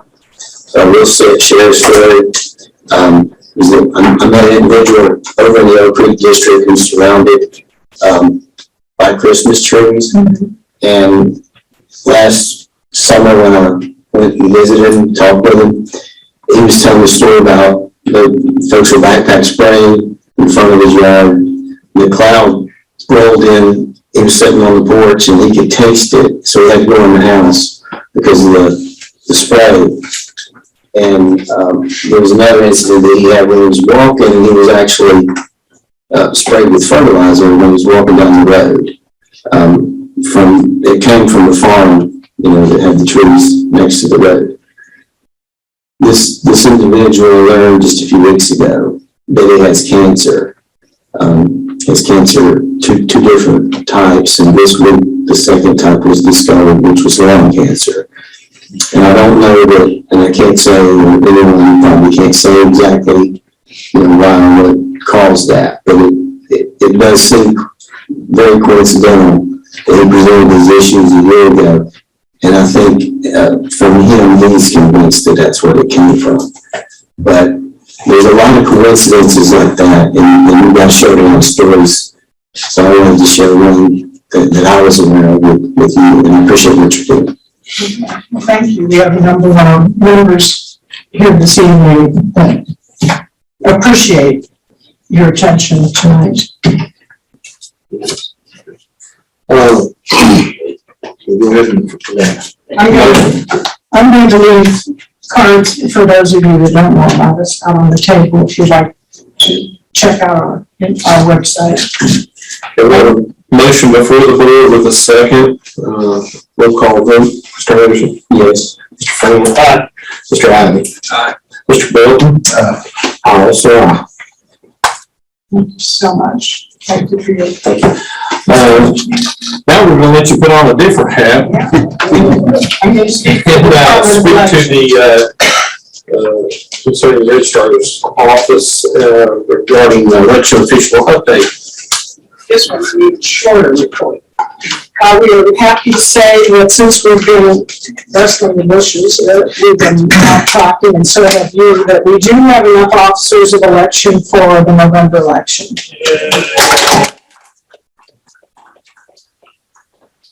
We are still looking for a couple of alternates, because you never want to be just, in case somebody gets sick. There's someone else. Okay, good. So that was that first item that we had. And then the second item that we had to update was our budget request. And I believe Stacy sent you all some information concerning I think Mr. Ivy had a request about why that extra $10,000 was added to our budget. Yes. Did you get a copy of that sheet?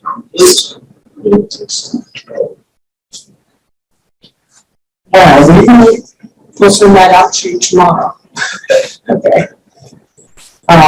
Before Mr. Shepley left, he directed Lisa to work within the existing budget for the on the line item vacancy savings. So we thought it could be worked out, but we were trying to pay our officers $15 an hour for all their work. Thank you very much. Are you in need of that money now? Is that something you're gonna? No, that'll be for November. Yeah, I know, but I mean, do we need to make a decision tonight on this $10,000? The staff needs to work and figure out first. That's what We requested the breakdown of what that $10,000 was for. And I had got it. We could get it to you for the September meeting. That'll work. Yeah. If you didn't get it. Okay. Thank you. Thank you. Very good. Our next presenter is Paul Holt with the Grayson County Emergency Services Coordinator with demo fair issue. Thank you, gentlemen. It's been said that if I come before the board, what I'm bringing is going to be complicated, controversial, and expensive. So we're going to try and break the cycle tonight and make something simple.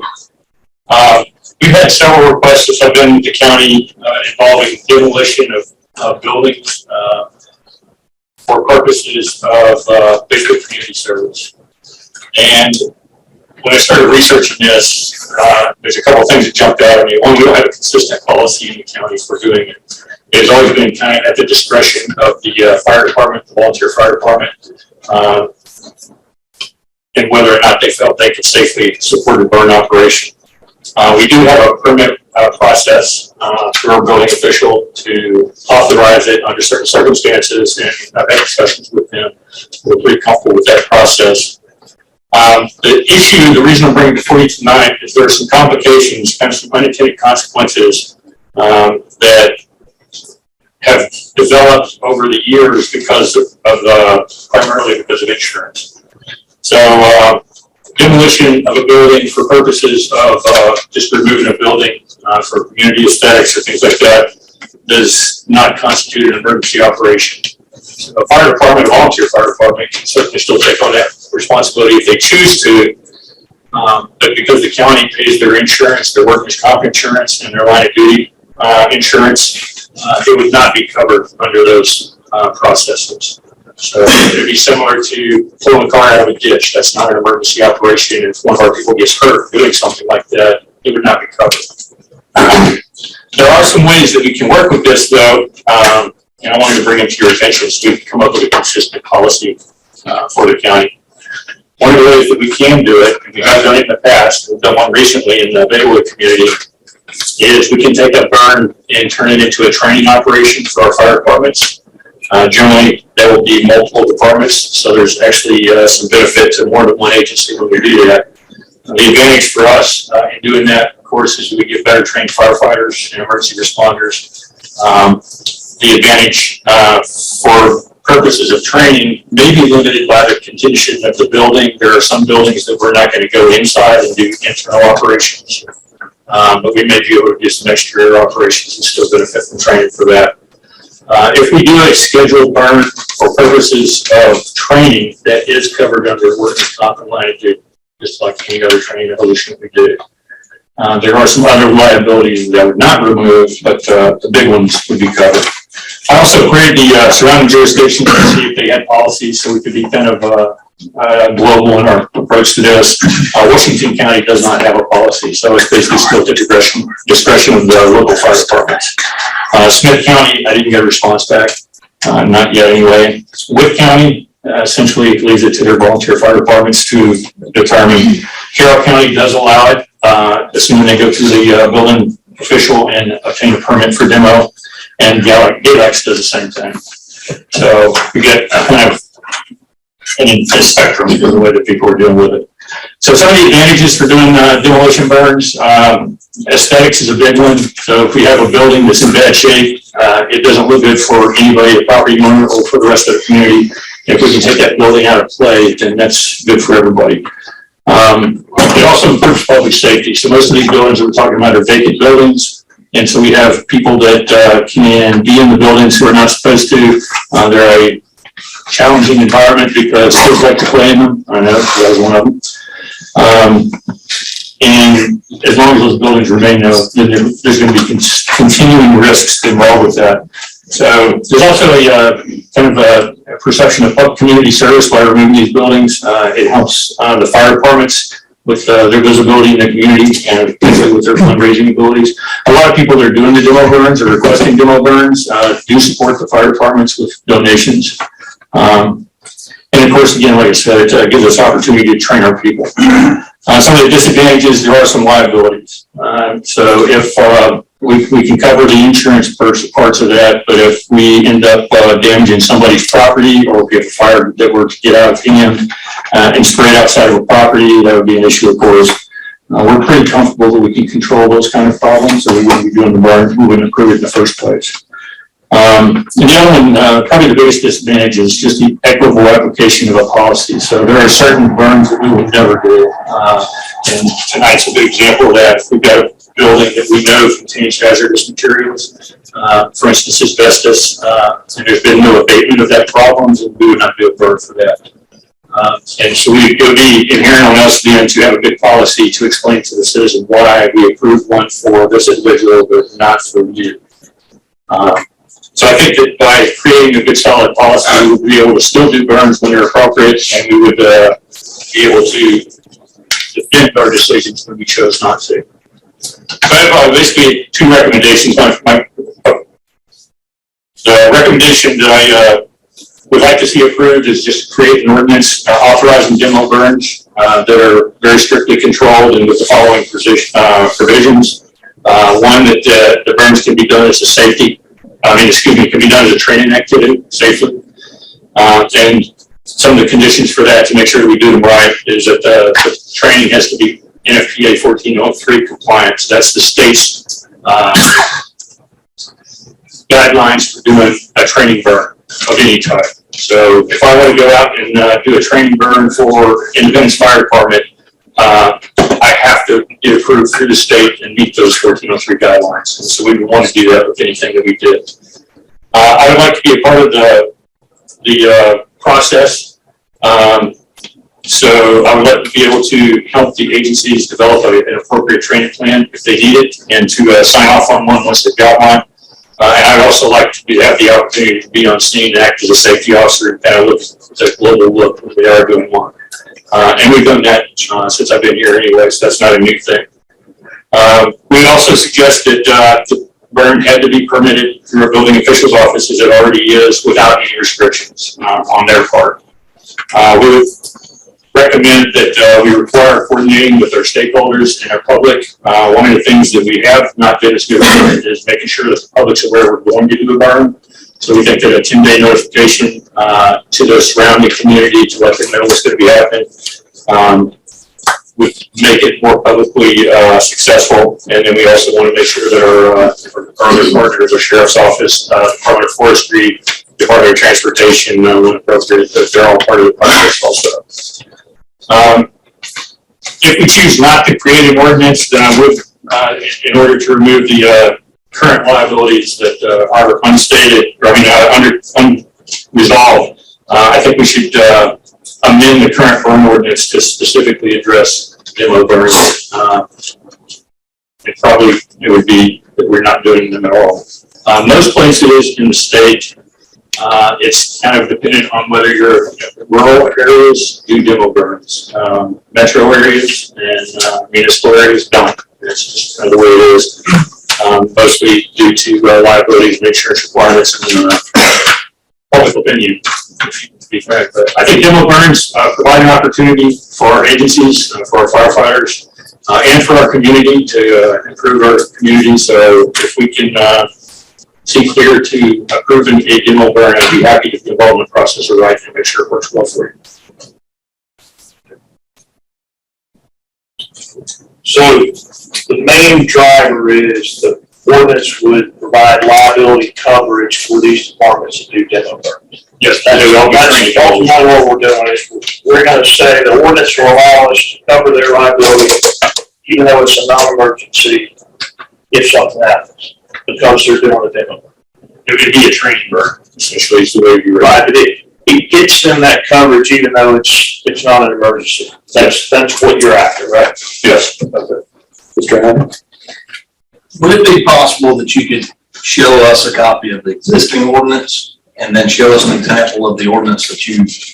Right now, we don't have an existing ordinance. We have a nuisance burn ordinance, which basically says you can't burn trash. You can burn vegetative materials, you can burn agricultural materials, you just can't burn anything other than that. So a demo burn, technically, if we do one, is in violation of our own nuisance burn ordinance. So if liability insurance is the issue, it's my understanding that fire departments now, if they do a training burn, they're covered under their liability insurance. If it's a training burn, yes. Right. And in order for them to do a burn, currently they have to operate under the NFPA and be 1403 compliant. That's already a requirement for them to do that, is that not? That is not necessarily required by their agency. Okay. That is required by the state. And if the state is involved in the process, then yes, it has to be 1403 compliant. If there is nothing, the 1403 is not a regulatory guideline. Is a recommendation by the National Fire Protection Association. So the state requires the NFPA 1403 compliance? Yes, for anything that they're associated with. But so it's already a requirement, but it's a state requirement, not a local requirement, is that? That's correct. Okay. And so if the other issue is liability insurance, and they're already covered under their liability insurance, That's they do a training. We have their liability insurance. Is that through Anderson Insurance? Because I did a little research and that was the feedback that I got, that they're covered as long as it's a training. Yes, sir. So if they're doing a burn and it's training, they're covered. Yes, sir. So they're already covered. Demo burns have not traditionally been run as training burns. They've been run as community events or community services. So what I'm trying to do is make sure if we do a demo burn, that it is for training purposes, and that we can justify it under our current liability insurance and our load. Have you gotten some feedback from the fire departments on their? Fire departments like to do demo burns, they have the training associated with it. But on the ordinance, because my issue is when we do a lot of ordinances, we provide a lot of unnecessary oversight sometimes, is my concern. So have you got any feedback from the fire departments about their desire to have an ordinance for them? I have not addressed it specifically other than as a liability issue now. I have not talked to any of the agencies who would be opposed to being able to do demo burns. None of them want to stop doing it. What I'm trying to do is close the loop so that when we decide that we want to do this and improve the service to the community, that we're not in violation of our own standing ordinance, which we are right now. But if they're doing training, even though you're calling it a demo burn, just call it a training burn, and aren't we good? I mean, I'm trying to place some standards so that the training burn meets specific guidelines, so if anybody ever comes back and questions it, if there's a line of duty investigation, which there would be if somebody is hurt, then we can go back and show them that we've got a valid training plan, that we took these actions to make sure that the training is going to be carried out safely. And right now, that is not the standard. It's not been the standard historically. The only change we would see is how are we preparing for these burns to make sure that our people are protected. Well, and the change also would be that they got to be granted permission now. That's correct. By the EOC, whereas now they have discretion on their own. Granted by the building official, not by me. But as it stands right now, so right now the building official will contact me if there's a request for a demo burn. But again, I don't have anything to base it on other than whether or not there's a hazardous material. Yes, sir, start. The commission, has this been talked about in the commission? I have not put this in front of the commission. I would like to hear what the commission has to say before we We're happy to put it in front of them. we just bring it from your office here. I'm looking at this more as a administrative change than it really doesn't change much, policy per se. What it does actually is make it easier for them to do what we've been doing already, and get some coverage for what we've been doing. But yeah, It actually creates a policy, right? it creates What you said. Right now, we're operating in a vacuum. If I were an insurance investigator and we had somebody injured, whether it's workers' comp or line of duty, and the first thing I'm going to do is say, who authorized that and under what circumstances? And right now, they have no protections. So there's no emergency, so why are they out there? Well, it's a training plan. Show me. If it's a training deal, there should be something that indicates that it was training. So what I'm trying to do is make sure that we have documentation for what we're doing. So, but again, I'm happy to put it in front of the commission to get a voter support or Consensus or consensus, yeah. Is that All right. I can request it be placed on the September agenda for the commission. Other questions? Thanks. Appreciate what you do. Thank you. We've been at this almost 2 hours, so we're going to take a short recess and be back at this at 8 o'clock.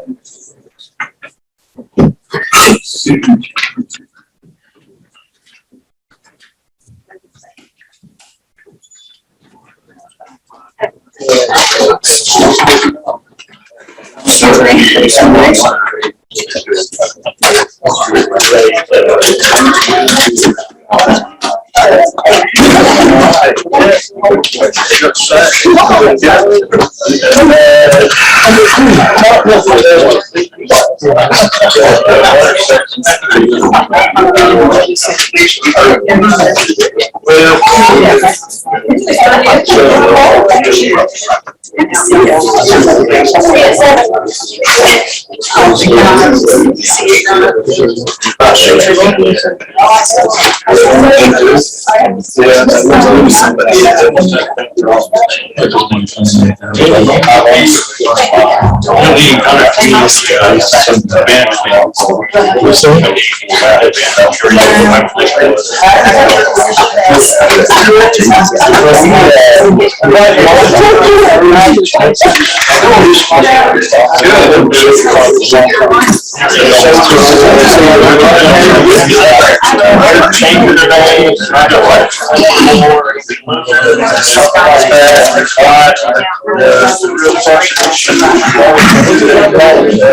They're not investigating on the top of wire. Until I get it sucks. No,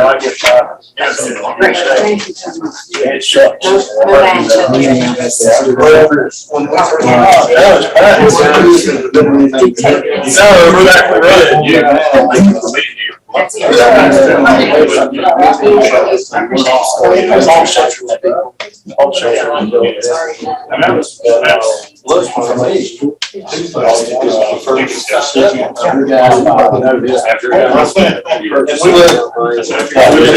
back to running. I can see. No fish pump for you.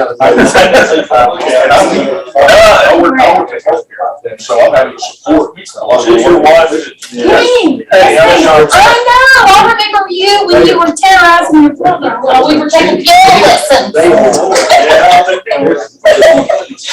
I just got brought along to sit there and watch YouTube. Well, we were tortured by my mom. We tortured her back. Really, one of you pushed the other into the fish tank. I swear, That I'll would never be me. forget it. I'll never forget it. So I'm her husband. I'm so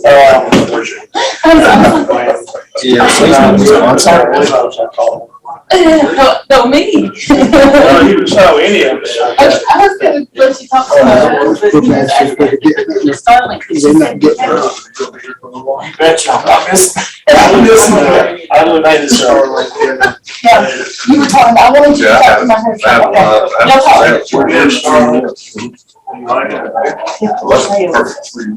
Okay. I had some new neighbors coming in.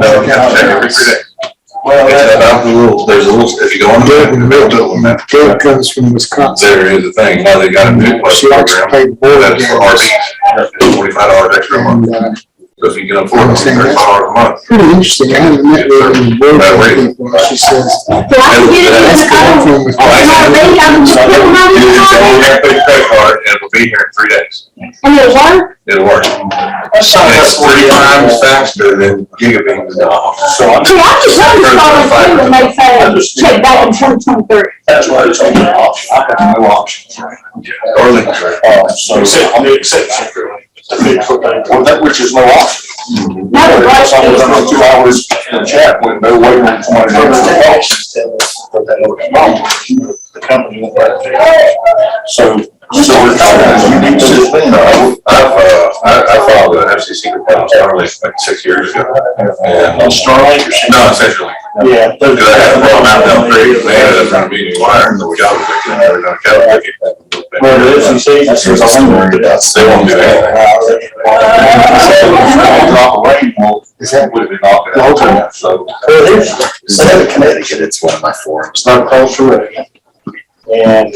With the existing messenger. They just wrapped the trash can around it. And it's been away from you. Now it's just straight. They didn't replace it. So they finally did do something. But they said, well, that's a good one. They're trying to touch it. It's about crumbled. That's it. So a few months ago, there was a coalition of counties, one part of it, that sent up issues with CenturyLink and SEC had a special hearing and fixed some of the problems. But it sounds like we need to do something again like that. If it's us, just us, on the SEC's probably done. But we ain't the only ones that got issues, because CenturyLink's going for a while. So I'm glad you're here, let's talk about it. But I think that's probably what we need to do. That's all. I've had 2 hours. So that, I got you.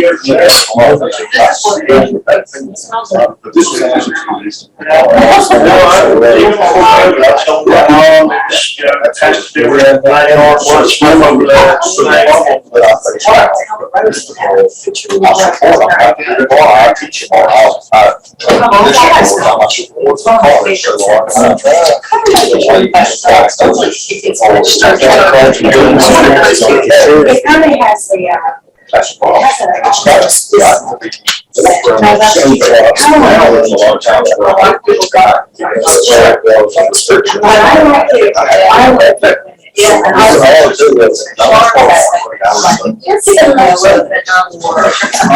Hey, I can tell you something.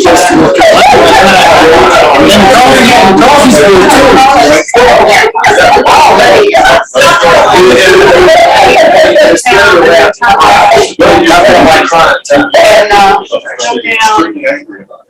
Yes.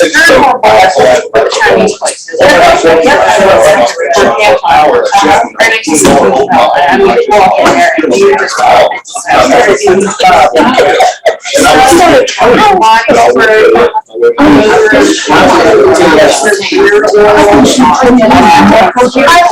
always seen that.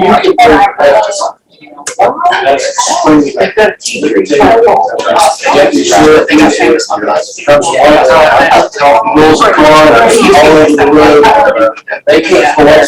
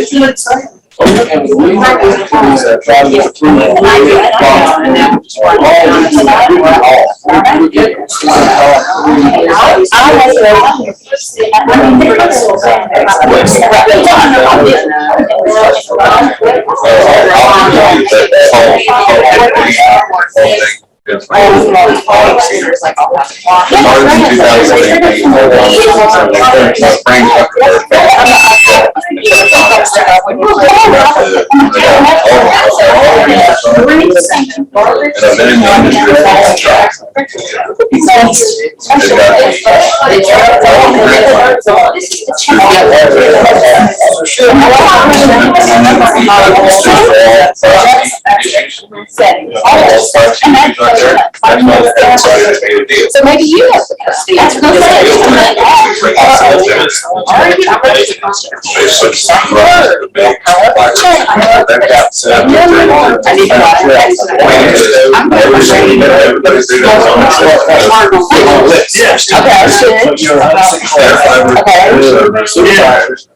Probably, I told the.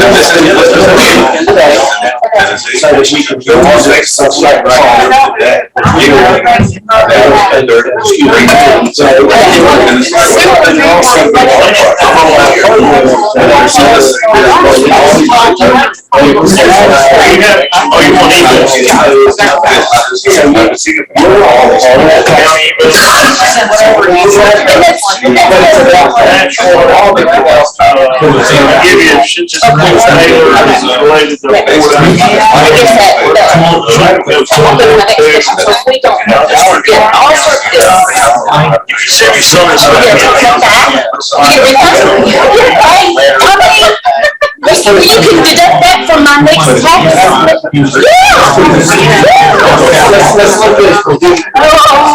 The goals, which will be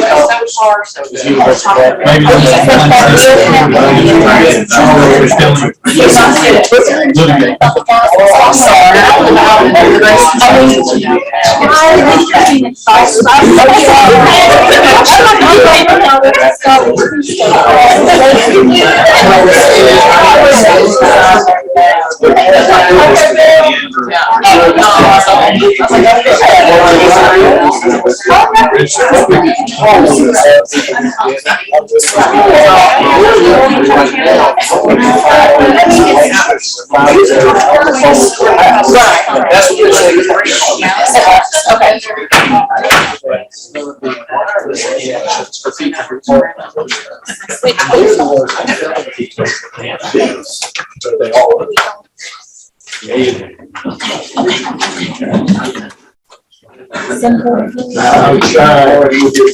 ahead and call our meeting back to order. I know a lot of people have come and they've given their time to express any comments or something during their public comment period, and so I want to go ahead and move forward. Our last presenter under presentations is Mr. Jada Black, Grayson County Planning and Zoning Director, concerning Moxley Ridge Road abandonment. Yes, thank you.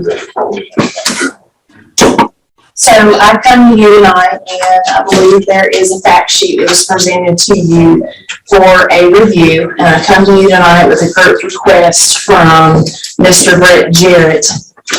I believe that was also presented in your board packet. But I will go on and read it for the public here. It says, I am writing this letter to request that you consider the abandonment of 1/10 of a mile of Moxley Ridge Road that lies within the River Meadows subdivision. As part of this abandonment, we are proposing a gate, the entrance into our subdivision, providing for the required and necessary turnaround for the state vehicles at the proposed gate. The request comes as a result of a constant flow of outside traffic utilizing our private pavilion and river entrance, leaving behind their trash and common area vandalism and damage. We have met with representatives of BOS, and I believe they are on board with the proposal. We would appreciate your consideration and welcome the opportunity to answer questions that you may have concerning the request. So I did contact Mr. Jarrett as part of this request and provided to you the fact sheet based on that conversation. So going through the process of the abandonment, I also contacted Virginia Water Authority, which you know is housed in that subdivision. I also have talked with VDOT about the abandonment, what would be required, which is the T turnaround. The other thing I want to mention, this subdivision was also a hot topic at one time because the columns that were actually installed at the entrance was put in the VDOT right of way. The new owner has agreed to remove those columns. He does not want them. It is a hazard for emergency fire and rescue because it's so narrow. They have a hard time getting through in addition to VDOT's plows for maintenance. So Mr. Jarrett has agreed to provide a deeded T turnaround for VDOT, and he will remove those columns if the request is granted. The gate that he is planning to use is nothing more than just an arm like you would see at a hospital. The key access into the subdivision. It's my understanding the Virginia Water Authority was receiving some damages in their area up there. And I also, the other thing that I wanted to mention, I also talked to the town of Independence. Town manager agreed, in addition to the water board, also agreed that the abandonment. So with that being said, do you have any questions for me about that request? Mr. Bell?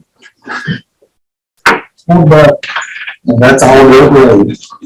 Yes, sir. And all that is, you go through North Carolina to get to it. Yes, sir. What about North Carolina? Are they going? Now, the section that they're only abandoning is inside of the subdivision itself, which is 1/10 of a mile. And it's in Virginia. But to the gate will still be there. In Virginia. Yes. I think the map kind of shows you, where it's They're proposed. not requesting no kind of paved road, rustic or all that. No, he's going to, apparently, they will maintain that themselves. Anything else? Just for clarity, so they want to abandon a state maintained road, but yet there's still government access required because of the water authority folks, right? Yes. So why can't they just put a gate up and BDOT has the code and they can still keep them state maintained road? What's the, I think it's just really, the intentions is to just keep the traffic out. and they're That gonna, is a good point, though. I mean, we still got, we being the water authority still has to have access to it. Yes.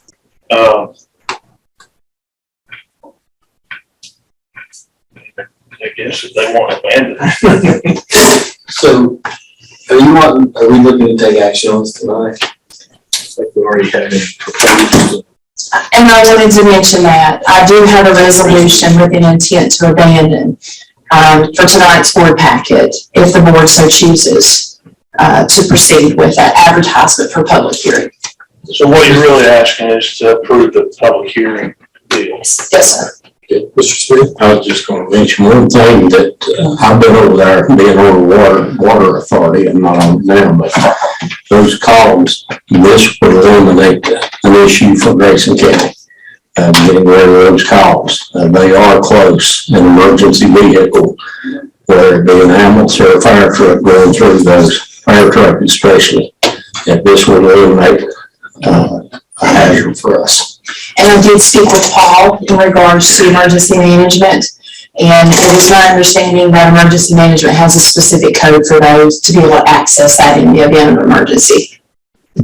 So, Mr.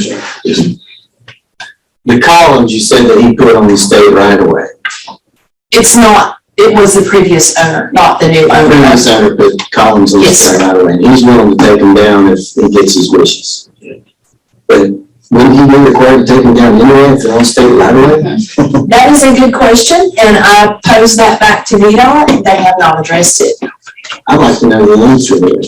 I've got some documentation where previous planning director has tried to inquire that the previous owner just did not proceed with the. But VDOT's not giving you a response, is that No, sir. they didn't push it at the time? They did not.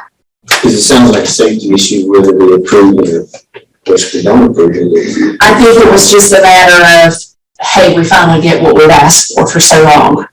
And he's agreed to terminate them and not even put them back up. Because I tried to encourage him to just take the columns and move them. You know, I thought he was going to do a gate like Point Lookout, but that's not the case. Right. I would have a better approach to took them down and say, hey, we'll make sure it's safe and there's been an issue, but Yes, sir. I kind of don't like the hold it over your head approach.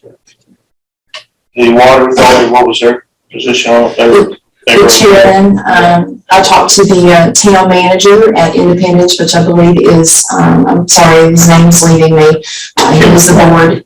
I'm sorry. Kenneth Law. In Sparta. Oh, it's far. Yes. I'm not sure. I think he is the chair for the water authority. And they had a board meeting that very day and brought it before the board, and he contacted me back and said they are all in agreement. It's fine. So you're asking for us to just approve the public hearing for this? Yes, sir. To proceed with public hearing for abandonment. I'll make that motion. Okay. Motion before the board in a second. Okay, this require multiple, just on. And let me restate the motion just to be clear. This is for public hearing. This is not to. Yes, correct. Here for the intent to abandon. Okay. So we just do a regular vote on that, huh? Okay. All in favor signify by saying, is there any further discussion? Okay. All in favor signify by saying aye. Aye. Also aye. Any opposed? Okay, let's go.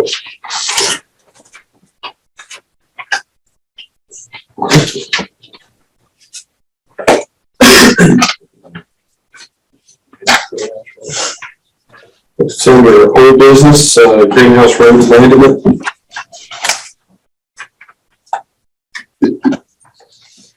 I come here to you tonight to discuss the greenhouse road abandonment. It was brought before the board last meeting, was tabled.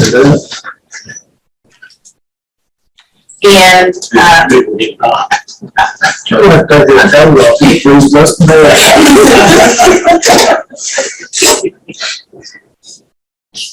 greenhouse, come before the board last meeting, and it was tabled. Just to be able to, have everyone here available tonight to make a decision. Since then, we have received, numerous, letters of opposition, and I was given today a list of 37 people who have signed the petition to not abandon Greenhouse Road. I did have a conversation with Pam Heath earlier today. I wanted to make sure that I had the language correct when it comes to the Board of Supervisors abandoning a secondary road. And so she gave me a statement today that it's up to the Board of Supervisors to abandon a secondary road, and VDOT will abandon or take into consideration abandonment of a primary road. So that is why we're here tonight in front of you guys about the abandonment request for Greenhouse Road.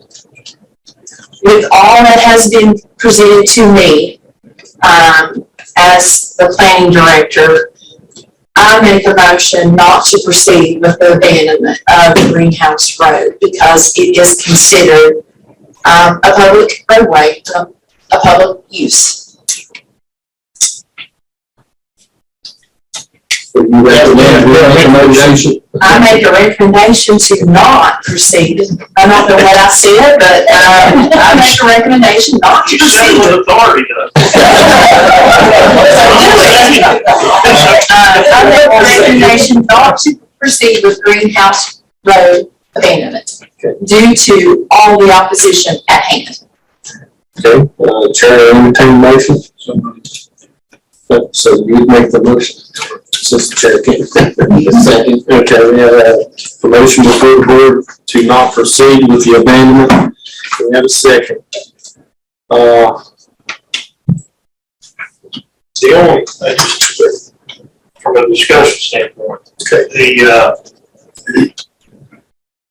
understand the opposition against closing, but any info from people that requested it to be closed, have you got anything more than what we talked about a few months ago when it got on the list? And the only reason I'm asking that is, from a due diligence standpoint, just going through like what we just did for the Ridge Road, just going through the process and advertising that we're talking about doing it, making sure people are aware.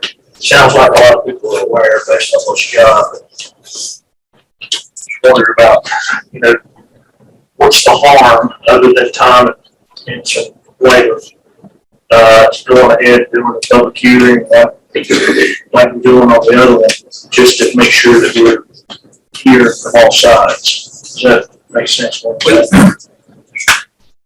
We discussed this at the last meeting that you were here. We brought the very thing, like there's no rush to make this decision, let's take chances. But it's my understanding, if there's any opposition to it, the state will not follow through with that.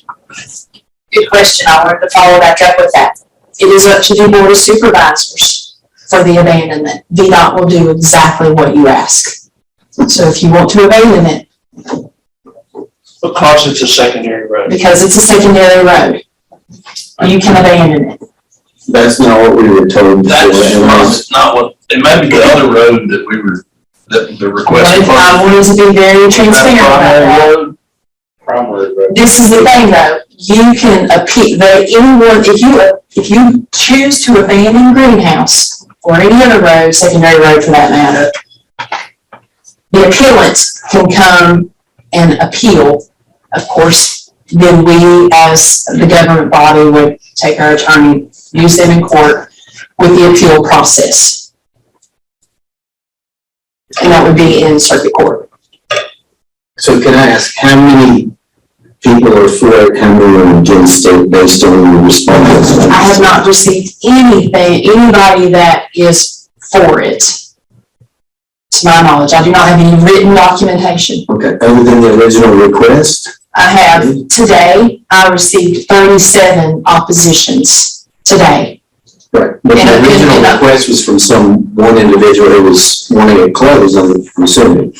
No? How did we get this on the?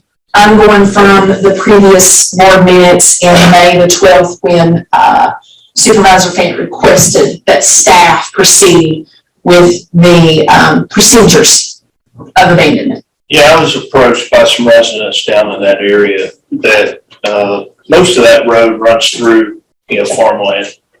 But they had asked us to consider closing it for a variety of reasons. I said, okay, I'll run it, we'll take it, put it in the process. I explained them to the process. That's how we got to this point. Okay. So but I think to follow up, what my thought is what's the harm in running the process on the public hearing just to make sure that we've done, and I think you mentioned we have an option to advertise actually on the road, so people that are traversing, using it, would have signs there saying, they're thinking about abandoning this road. Yes. That's kind of my thought is what's the harm in holding the public hearing, make sure everybody hears it regardless of what the outcome. So let me explain how the advertisement process works. We have two ways of advertising. We can advertise 2 consecutive weeks that we're holding a public hearing in the newspaper, whether it's Galax or Deck or both. The other option we have is to post it every so many feet along Greenhouse Road. It is staff's recommendation, if we choose to go that route, that we use the road advertisement. And I say that because I feel as if not a lot of people any longer uses the newspaper for their news. They use social media, or the other option is we also have to placard it on the front door of the courthouse. And not everybody is up here every day looking for public notices. So I would encourage the board, if you do want to proceed with the public hearing, to allow staff to post the notice with the intent to abandon on the public road, on the secondary road. So we've got a motion and a second. Yeah. We have the original motion that has been seconded. Any further discussion on this original motion? Okay. Do we have? I do have one question. Okay. For Jay. All right. So the first road that we had public hearing on closed, and I forget the name of that. Sweetwater. Is that a primary road? It's a secondary road. And so is Greenhouse. It's a secondary. But we were told by DOT in that meeting. I heard it too. Because if there was any opposition to it, the state would not go through with the process. And Supervisor, I heard that too. I went back and I re-listened to that meeting. And that's why I confirmed today with her exactly what the requirements are. So had she misspoken, or was she referring to an old? No, okay. So even if we decide to follow through with this process, even with the opposition to it, is it not true that once it gets in the state's hands, they have to go through a process that would ultimately fail if it had any opposition? Yeah, I do believe so. All right. So we have the original motion, which is to not pursue the abandonment. And is there a second motion before the board? We have no vote on the first motion. We have to vote on the second. If there's a second. I have not heard a second motion yet. Yeah, I mean, it's my feeling that we should proceed with process, just to make sure that we're doing our due diligence. So I make a motion that we Got a second motion to, advertise for, I think, one motion. You can amend the motion. You can vote on the amendment, and then you. Nobody's saying not amending, they say second motion. So make an amendment to the motion. Does it have to be seconded? it has to be second. So that's my amendment to the motion, is that we proceed with, Amendment, proceed with that. the scheduling of the public hearing for the event on the Great House Road. Okay. Second. The second motion dies. Without a second. Okay, so going back to the original motion, I'll ask for, roll call vote on this. Mr. Harris. Aye.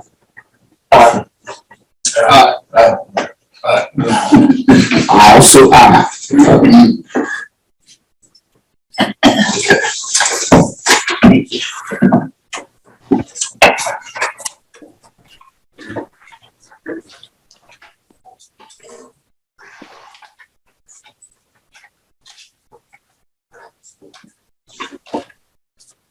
Next, we'll proceed to new business. And orders to prevent animals running at large. Chairman, I'd just like to say that, Mr. Durbin, our county attorney, has stayed on for this, if there's any questions that he needs to be available for. At which time, after the vote is taken, I'm sure he will leave then. But, he has stayed on in case you have any questions of him.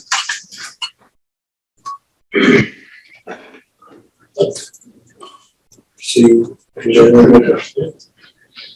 Or see what we did, or Can we just get a summarization of what the folks out there probably remember what yeah, we can, I don't think it's that lengthy anyway, the ordinance itself, can we get staff to do a reading of that? Yes, sir, I will.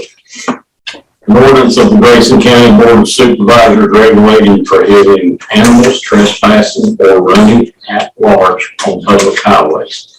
Whereas the public has raised concern with regard to animals trespassing on private property and running at large upon the public highways, and whereas the Board of Supervisors in Grayson County, Virginia, the board finds that allowing animals to trespass and run at large on public highways in Grayson County, Virginia, constitutes a threat to health, safety, and public welfare of the citizens of Grayson County, Virginia, and whereas pursuant to the authority provided to Grayson County, Virginia, found in section 5.2-1218, 3.2-6543, and 3.2-6569 of the Code of Virginia 1950 as amended.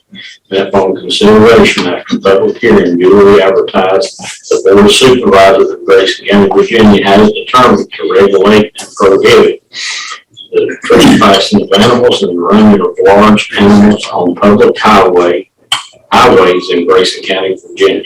Now therefore be ordained by the Grayson County Board of Supervisors as follows. Number one, it shall be a violation of law for the owner or keeper of any animal or fowl, except for dogs, cats, or honeybees, to allow or fail to prevent such animal or fowl from trespassing on the property of others. Such animal or fowl must remain on the real estate upon which such animal or fowl is kept and upon the real estate located in the Grayson County, Virginia, in which the owner or keeper of such animals or fowl has a right to keep such animal or fowl. Number two, it shall be the violation of the law for the owner or keeper of any animal or fowl to allow or fail to prevent such animal or fowl from running at large upon the public highways located in Grayson County, Virginia, whether such highways are enclosed by fence or not. Number three, this section shall not be applicable to dogs, cats, or honeybees. Number four, on notification that an owner or keeper's animal or fowl is trespassing or running at large on the public highways, the owner or keeper has the responsibility to immediately capture and secure such animal and return the animal to the owner or keeper's possession and control. Number 5, any animal control officer or law enforcement officer having jurisdiction within Grayson County may, should that officer find any animal trespassing or running at large upon any public highway, Grayson County, Virginia, capture and impound such animal and or require the owner or keeper of such animal to immediately capture and remove such animals from trespassing or running at large on the public highway. Number 6, violation of this ordinance shall be a Class 1 misdemeanor and punishable as provided by law, provided, however, that the full prosecution of the owner or keeper may be undertaken for violation of this chapter. Such an owner or keeper must have been previously notified in person or by writing that the animals or fowl were trespassing on the lands of another or running at large upon the public highways. In addition to any penalty herein provided, the owner or keeper of any animal found running at large on public highways and impounded as provided herein shall pay for the cost of capture and impoundment prior to the return of the animal or fowl. This ordinance shall take effect 12 calendar months from the date of adoption.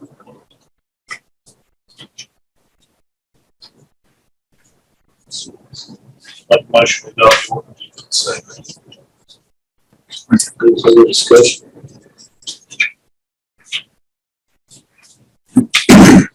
So Class 1 misdemeanor is punishable that 12 months in jail, or that last time I was within the code, it was $2,300, is that correct?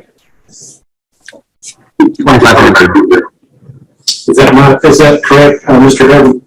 That's correct. Okay. Second, right?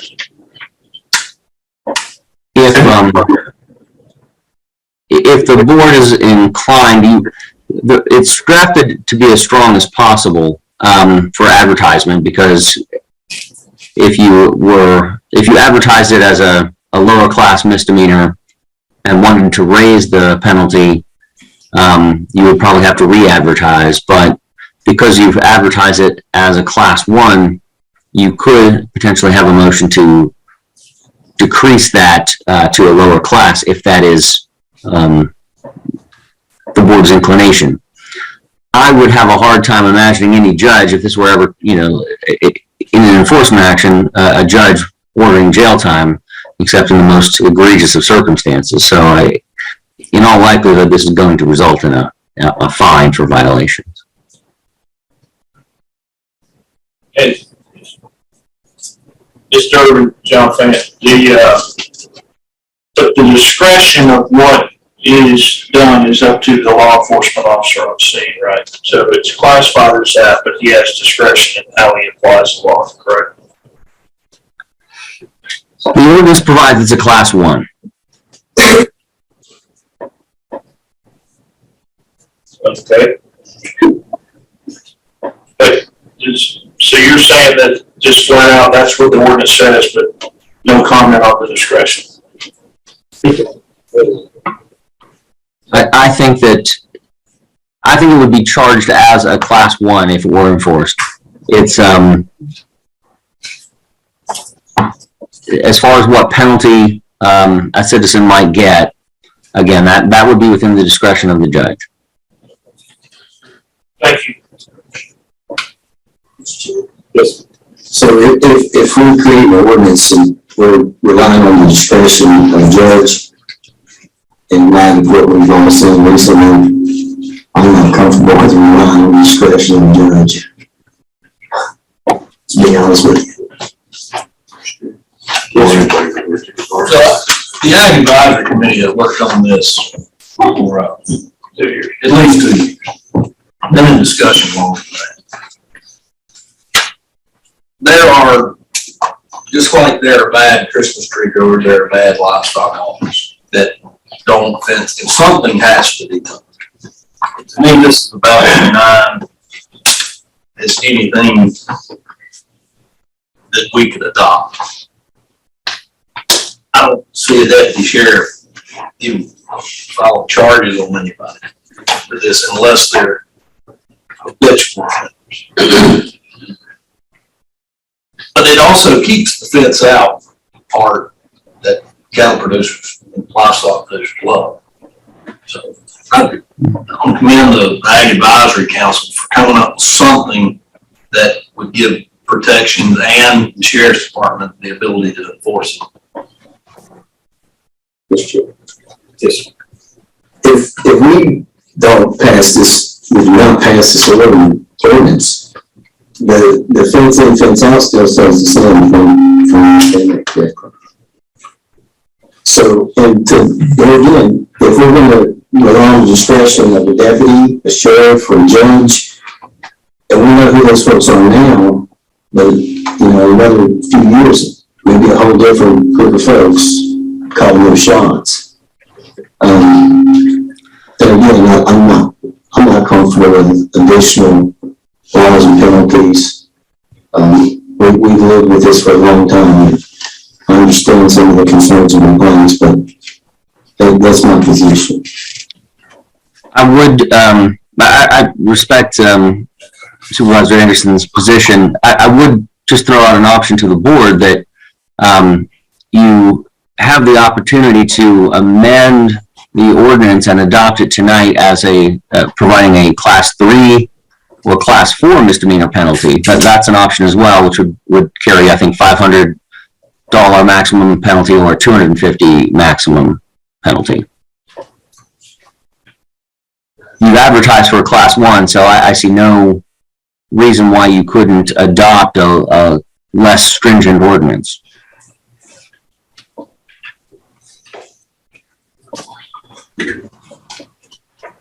If there's appetite to do, we have a motion before the board, let's see, a motion and you said. Supervisor Fant made the motion.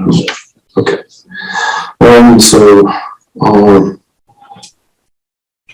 is there any, additional motions to the ordinance? Could you amend the motion to include the very least penalty class? Is it class 4, Mr. Donovan? Yeah, blue class 4 would be a $250 max fine. So on class 3 would be $500. Okay. I like to amend the motion, make it class 4. Okay. So we have a motion to amend it. Is there a second to that motion? Can we still discuss this before, or do we have to? Gotta do a second or the motion dies before you discuss. Really want to ask the county attorney something. Okay. So, Mr. Durbin, if we were to change it to a 4, how hard would it be to change it back to a 1? You would have to advertise it again. That's all.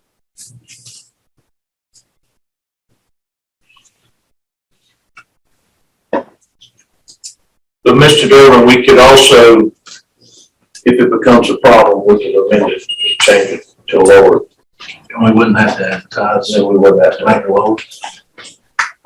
But by the time you do that, somebody's already been charged with the hire, and they're not going to be able to go back and say, hey, well, they changed this 6 months after I was charged with a class 1 misdemeanor.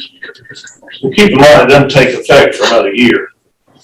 So there's plenty of time for folks to kind of get things in order if they happen to be the ones violating it. But I think the sense of the board is the majority of farmers around here are pretty good at trying to keep their advantage, keep their livestock on their farm. So here we'll second to the amendment. That motion dies. So, roll call vote. If there's no further discussion. Okay, Mr. Anderson? No. Mr. Finney? Aye. Mr. Allen? Aye. Mr. Bill? Also.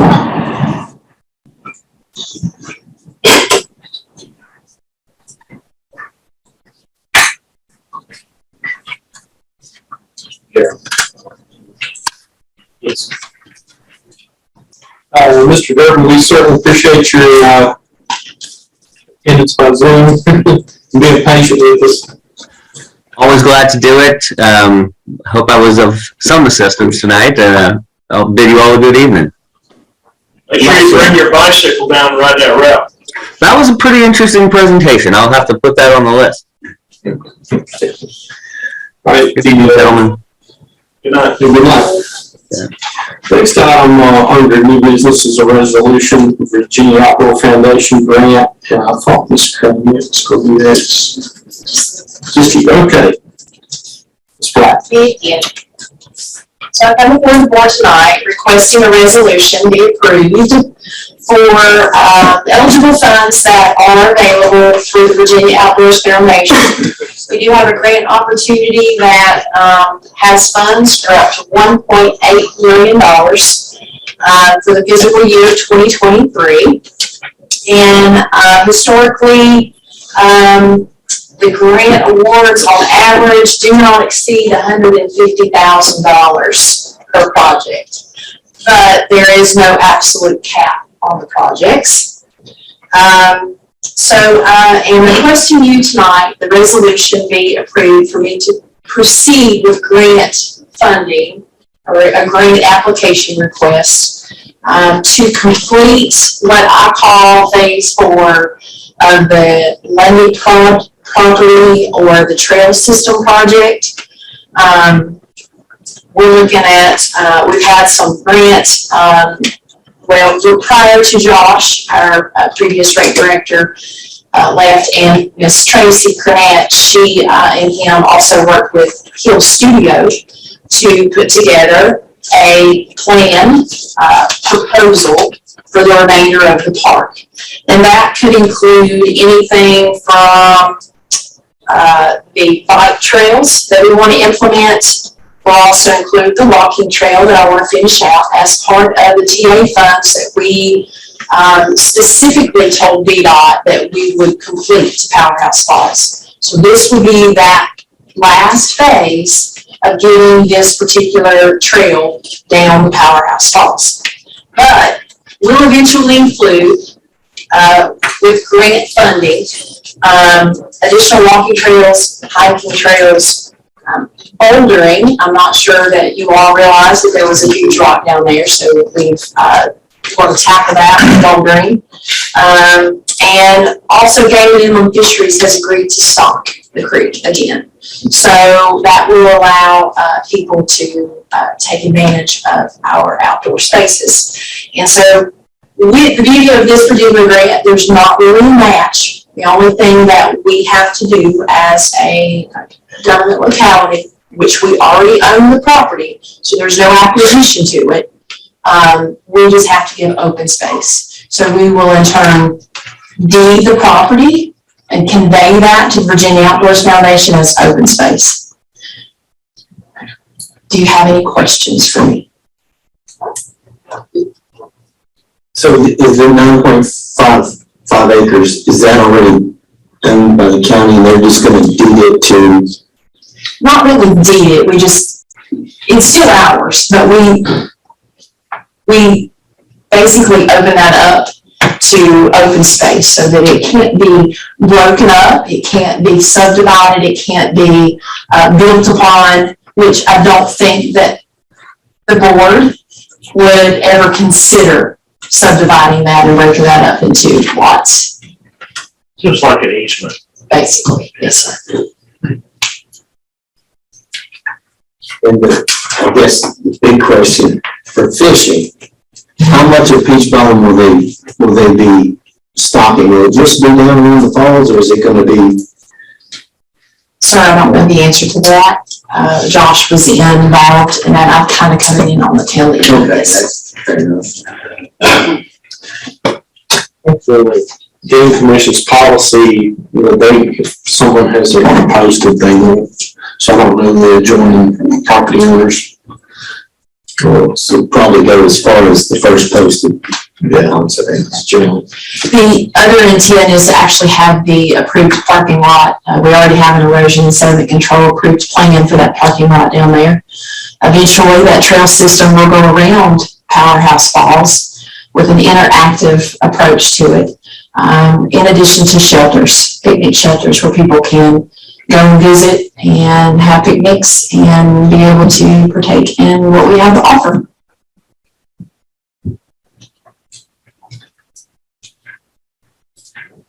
Make a motion, we approve the resolution. Any further discussion? Wait the reading or you have one here? Okay. Yeah, go with this. Okay. So we have a motion and a second. And this will require a roll call vote. Mr. Anderson? Mr. Flynn? Aye. Mr. Allen? Aye. Mr. Bolton? Also aye. Thank you. Thank you. Which brings us to the opioid settlement account request and Mr. Smith. Yes, Grayson County has received their first check through the opioid settlement, $9,000 and some odd dollars. The finance director and I got together and we know these expenditures from this money has to go under substance abuse education, and so we felt like that the best thing to do so that we have a clear track record is to put this money in a separate account that we can, as we get these settlements, we can put it in. We'll know how much we received in each time and how much we expended out of that account each time. So it's just a good track record for us that we know we're going to be liable for. So we basically are just, staff is just asking that you all allow us to open up this account so that we'll have a specific fund allow for tracking receipt and expenses associated with it. And does staff have a recommendation for the uses of the fund? That's still open, but I did suggest to,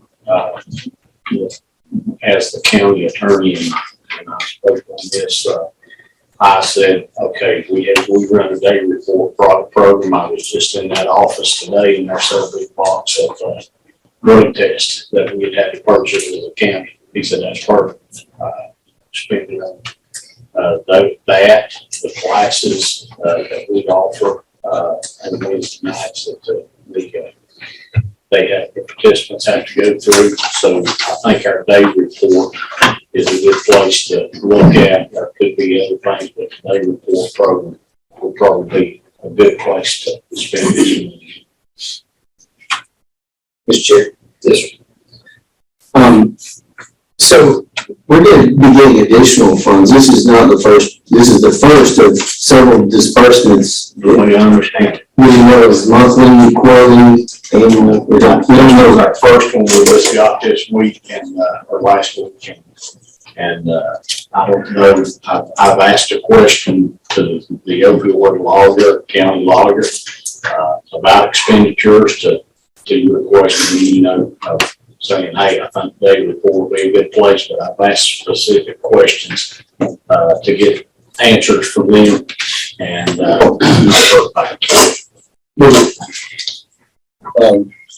I guess this is more from colleagues than anyone, but I think if we maybe developed a opiate task force and maybe each one of us like someone in the community and be a committee to help brainstorm how we invest this money. We've got various organizations and charities around us that deal with things. I think it might be a good way to live, because as we get more of this, I'm under the impression we're going to stick them now eventually. Mr. Chair, I said in our letter, this is the first year's share. How many years was the opioid settlement? I've asked that. I'm not sure at this point. this is a one and done, I'm under the impression it's not one and done, but this first year sell, next year we'll get another sell. I think we will be getting year settlements, but I don't know if it's 2 to 5. It's 4. My understanding was this is and I've communicated a little bit with Senator Pilgrim, who is championing this. And I may be totally misunderstanding it, but this was the first year settlement, so there's a potential we could get more in this year from that first year settlement. They wanted to go ahead and get some money out there so folks knew. That was the impression of that. I don't hold me to that. I put the question out, to Bill, represents us, attorney, and so I hope to find out more. But this board thing, where I've seen him asking a specific question.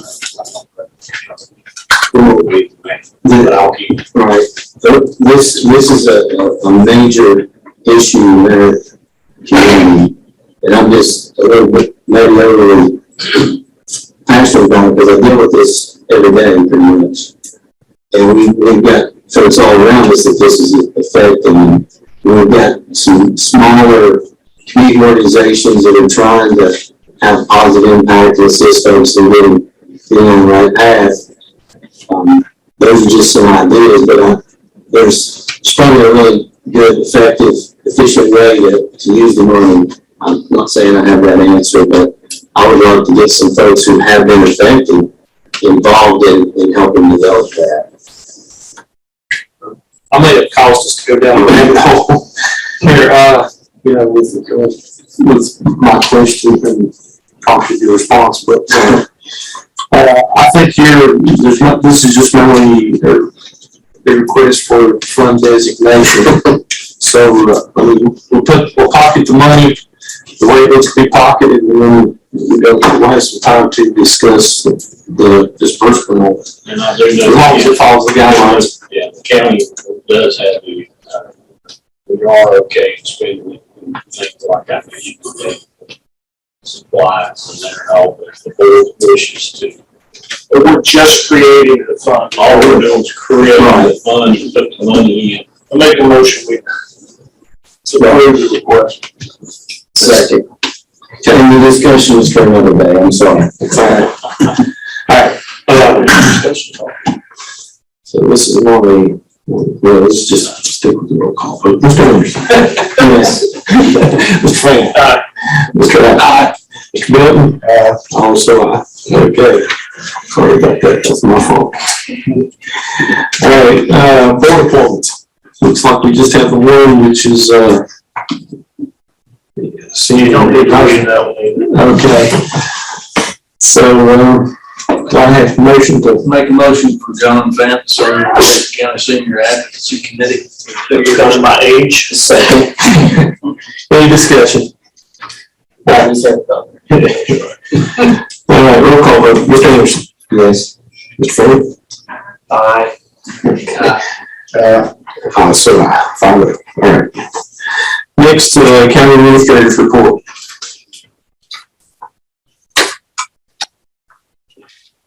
Hey, Mr. Chairman and board members, just a few things I want to make you aware of. The ag fair starts tomorrow. I think we all know that. It goes Friday and Saturday. Lindsey Young, I think, is gone now and has put a lot of time, along with others, into this effort. And so just want to throw that out there so that everyone that can will go and support that. River Cleanup Month is August, and we're into that. Every Saturday, August 13, 2027, I think we got rained out, storm. But also wanted to show this picture, and this is at two of our DWR sites. Over 31 bags have been distributed by the two bag stand as of 8/7, and from the two pictures you see, they were working. And so that was from two band groups. So a lot of good effort there going into that on our cleanup of our new And I know we're all interested in keeping the New River, clean as we can. Grayson County Tourism. Tracy, I think, is gone now too, but accolades to her. She won Best Video and Visitor Guide for Southwest Virginia Tourism Network. So that's quite an accomplishment, and we'll throw that out for her. I'll be attending the Bay Coast Summit Conference in Roanoke next week. A couple of days there, I think Wednesday afternoon to Thursday. So if you need something, call the boss. She'll be there. Appalachian Power will be having an open house on the redundant power project that they're going to do. And Mr. Belt, I know you're retired, but you know more about this than I do. It's going to be an open house down in the cafeteria at Grayson County High School. And I'll leave the comments to you on that. Yeah. Line now comes to Independence from Freeze. It's one way in and one way out. When that line goes down, it takes everything from Elk Creek to Flat Ridge to Mount Wilson to town out. And it can't be put back on until maybe partially we can come back through Sugar Road. Or they can now, but this new line that you're looking at, and the comment is, it comes right out of Freeze just like we have one, but it don't run on the same property. It's moved over, so if this line goes out, this line will feed the station and keep everybody on. It'll actually go into Baywood, have a station, a new station in Freeze, new station in Baywood, which Baywood is to the hill with overload. Circuits can come out of that, but then it goes from Baywood Station to Independence, so that's a redundant power. Like I say, if one goes out, the other will feed it. And then they'll be rebuilding this other one, because the line through Pine Mountain, it's been there a long time, and well, since had power, and it really needs to be upgraded. So that gives a chance to cut this power off, upgrade, cut it back on, and still have two ways in and out. At one time, I think Pioneer Eclipse may have been looking to come to Independence, and Stud Feed was the parent that they went to maybe start at. So I think it will help. It will help the load. It will help maybe companies might look at it a little closer coming here, because they got more chances that the power's not going to be out. So that's what I'll say. Good, thank you for that. Another thing that I want to mention is Southwest Virginia EMS Council has put on a position as field EMS liaison part-time. And this will be to help with relationships, communications, education between Southwest Council and our regional stakeholders. And such as EMS providers, agencies, hospitals, local government leaders, and other responsive planning organizations. Part about this, this position will primarily be serving the eastern end of our service area, Carroll, Galax, Wythe, and Wayne. The position will be based in Grayson County. So we'll have them right here in the gate. It's a little small office that we've been using for storage. We're going to clean it out. It's a part-time position, but we're going to allow them to use that space. And that's, I'm glad to know that Grayson County is going to be able to support this position with housing when they're here. And the last thing that I wanted to say was it was brought up, I think, by our commissioner at the last meeting. He did have a comment on Big Ridge Pheasant Run route and the problems with the Western Express trucks that were coming in there and hanging up in the curbs and blocking the road for hours. And I called colleague and I have done some good work on that, with VDOT. VDOT is going to put signs on that road. And also, I was traveling that road last Sunday, and guess what? There was another Western Express truck hung up right there at the point. And she took pictures, and we sent it to VDOT. But no, we didn't stop there. I went on and Googled Western Express and found me a telephone number and ended up emailing, calling and getting an email address and getting with the dispatcher that routes the trucks. And she says she's been emailing and copying Mr. Bowl on it, and Linda, myself, and Andy Fowler over at VDOT. And they are trying to work hard to help us on this problem and stop it. So, hope you will hear that. And that's all I have. I do appreciate the opportunity that you all afforded me to serve as interim county administrator, and I appreciate that. And it's been a busy week, but we've got a lot accomplished. Thank you. Which now brings us to registered speakers and public comment.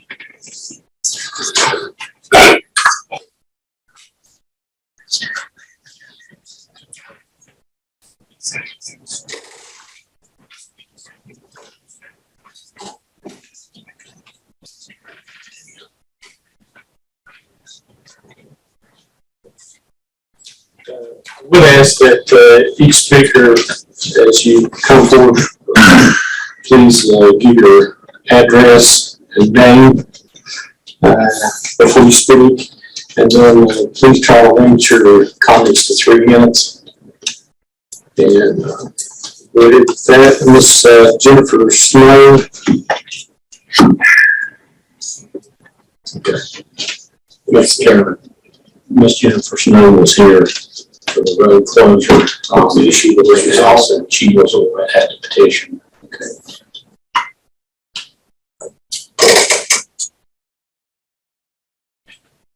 I think it's Chilton Barnum. Somebody there. Okay.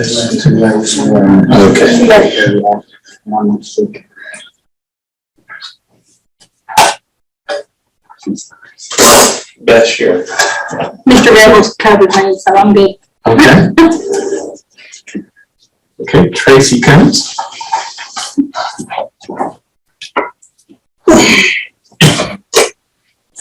I'm Tracy Cummins. I live at 743 Powder Run Road. And I wanted to talk to you all tonight about not just Gigabeam, but about what we're going to do in the meantime.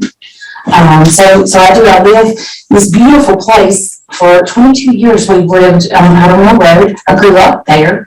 This is just a short 3-mile drive off of Highway 21. It's also surrounded by these horrible Christmas trees that are killing us and our animals. I hate it. Anyway, that's just something.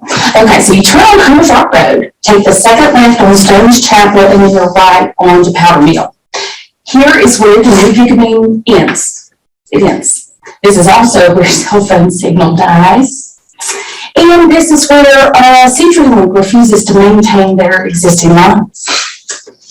For years, this has been an issue. So this is not a new thing for us. Gigabeam coming along, I think, has made it worse because they're like, well, why should we bother? You know, they don't even respond to our requests when things are out. So just recently, our internet and phone line was out for 3 weeks. It was spotty. It came on a day or two, and then it rains, and it goes back out.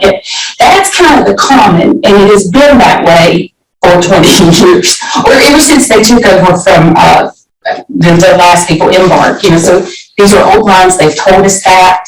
They've told us they're not going to fix them.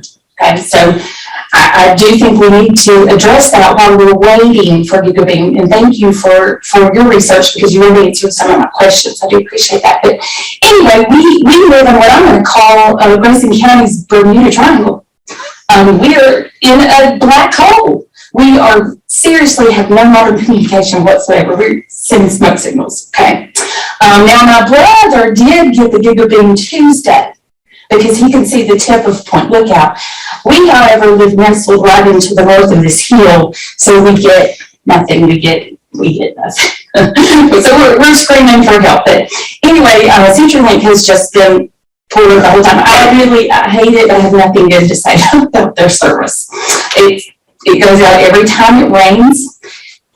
Seriously, every time it rains. And they told us it's because there's a leak in the line and they don't care. Anyway, so then it goes out other times too for no reason. Beautiful day. And we're to the point we get up in the morning and make jokes about, I wonder if an EMP hit today. or you know, we really don't know. So we are hopeful. We are hopeful about giving. And looking forward to hopefully maybe getting that. And I'm going to hold you to your, okay. Now, since COVID, my husband has had terrible difficulty with his job. He provides remote service for some healthcare facilities like Duke and Wake Forest. And I'll throw this in there unofficially. We have heard comments about how they do realize that Grayson County, Ashe, and Allegheny County have some very unusual cancers. It's a known thing in the higher field. Just keep looking into that. But now he cannot do his job with CenturyLink. He can't even get a phone call. He can't even get a phone call. Okay. But anyway, so days that he has to work from home, he is actually in the McDonald's parking lot in Whitfield, working from home. So you said you understand that. And so realize he's providing people with information on how to do your MRI from a McDonald's parking lot. Just keep that in mind. Since COVID, everything has kind of moved home. That's where we are. And he has a great job. He has been offered a better job, even actually doing MRIs remotely from home. I mean, that would be amazing. He cannot accept that job, of course. And he doesn't want to work 8 hours a day in McDonald's. Anyway, so we can't do that in this black hole. Now, I realize it seems ridiculous. I feel ridiculous coming here telling you that I need internet. But I do. And Zeke, I told you this. I just recently went through a pretty big ordeal, last year, getting Governor Northam to sign a document stating that my state insurance would allow me to get a new insulin pump. It was a very difficult task, and I even included a plan on that. He helped me tremendously. Whatever he did, his office took care of it. Ralph Northam signed the document. I got the new Omnipod insulin pump. I just got it. The FDA has just released it. I got it in June. Realized I couldn't set it up because it requires internet. Now, I did go to my son's house in Whitfield and set it up. But I had to wait until I knew we were going back to school. I work in the school system. I have to be somewhere where it can hit the internet for updates. It doesn't have to hit the internet all the time to work. It just has to hit for updates. So something that happened the other night, I was at home, and it alerted me that it can't function until I get it updated. I had to get in my car, drive out to the fire department in Oak Creek to get it to hit cell tower, whatever, update. Came back home, called it a That's wonderful. So, no, when your phone updates when you plug it in. Well, that's what this needs to do. My phone has been waiting on an update for a couple of weeks too. Anyway, so it's kind of the same concept. It won't work properly. It's giving me alarms, things updates. Okay, so that's what I'm dealing with. So this pump, this new pump that the FDA has released, is kind of like a pancreas for me. And it communicates Bluetooth.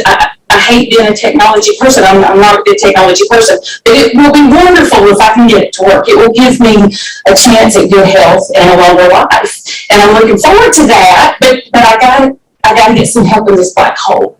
I need some help. And so I'm coming to you to ask you for this help. You know, sure, you can do that straight. But we need something in the meantime. We need some accountability from CenturyLink. We need a cell tower on our mountain. I don't know what, because we've looked into Starlink. We've looked into HughesNet. We got nothing. Nobody says we qualify for anything. So I just want to ask your help. And the sad thing, I guess, about where we live is this beautiful place. We're going to either die of cancer or or I'm gonna die with a deep pancreas. I mean, it's just, something's gonna get us. But anyway, I know Jesus Christ is my personal Lord and Savior, so that's okay. But I would appreciate your help, and thank you for listening to my smoke signals. Thank you, thank you. Is it too late to sign up?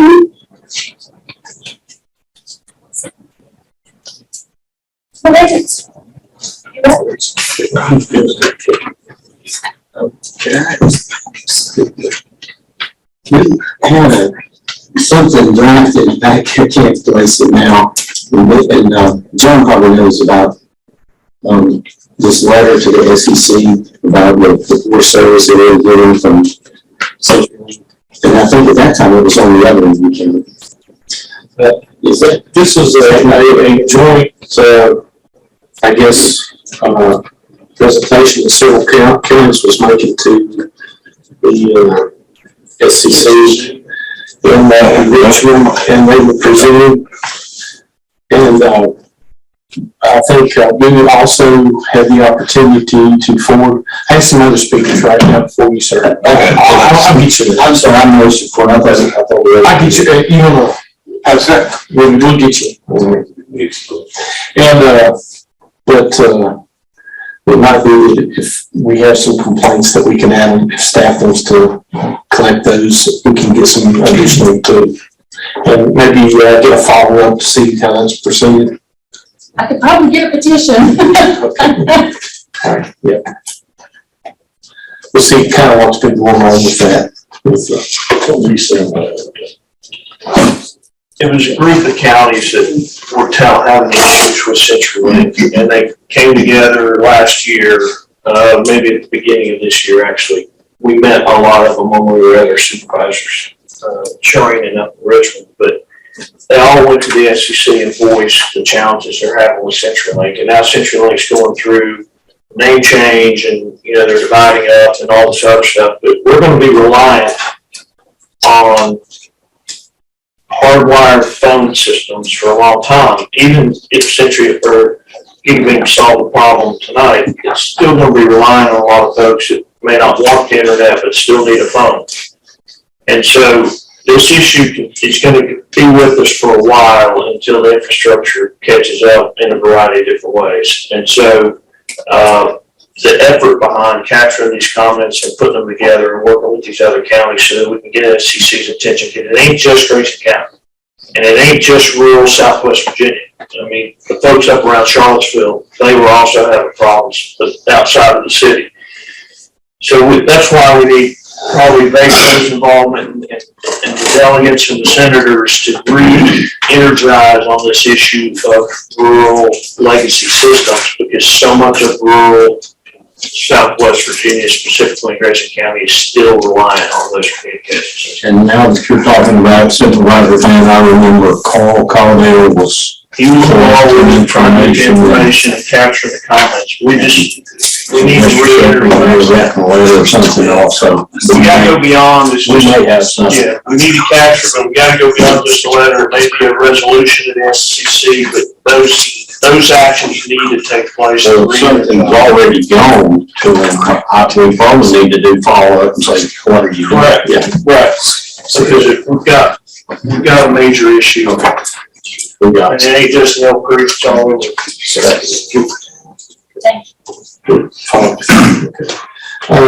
Mr. Bradkin.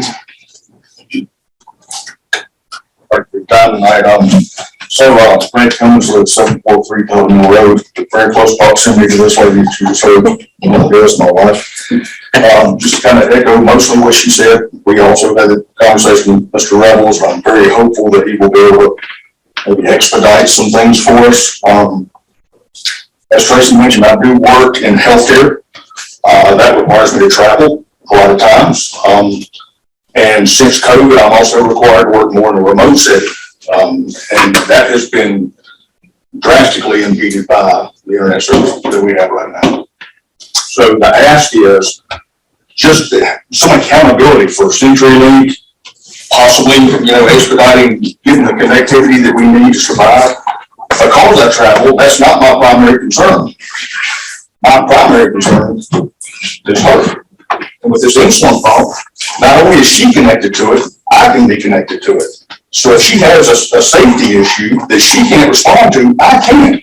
But we can't even do that now. So that's my concern. Can you guys help us, either hold CenturyLink accountable or get us the service that we need? It's a shame I sit on my front porch, I can see traffic on Highway 21 from my house. I'm literally a mile and a half as a crow flies from 21. But I have no cell phone service because we live at the foot of a mountain that blocks the tower.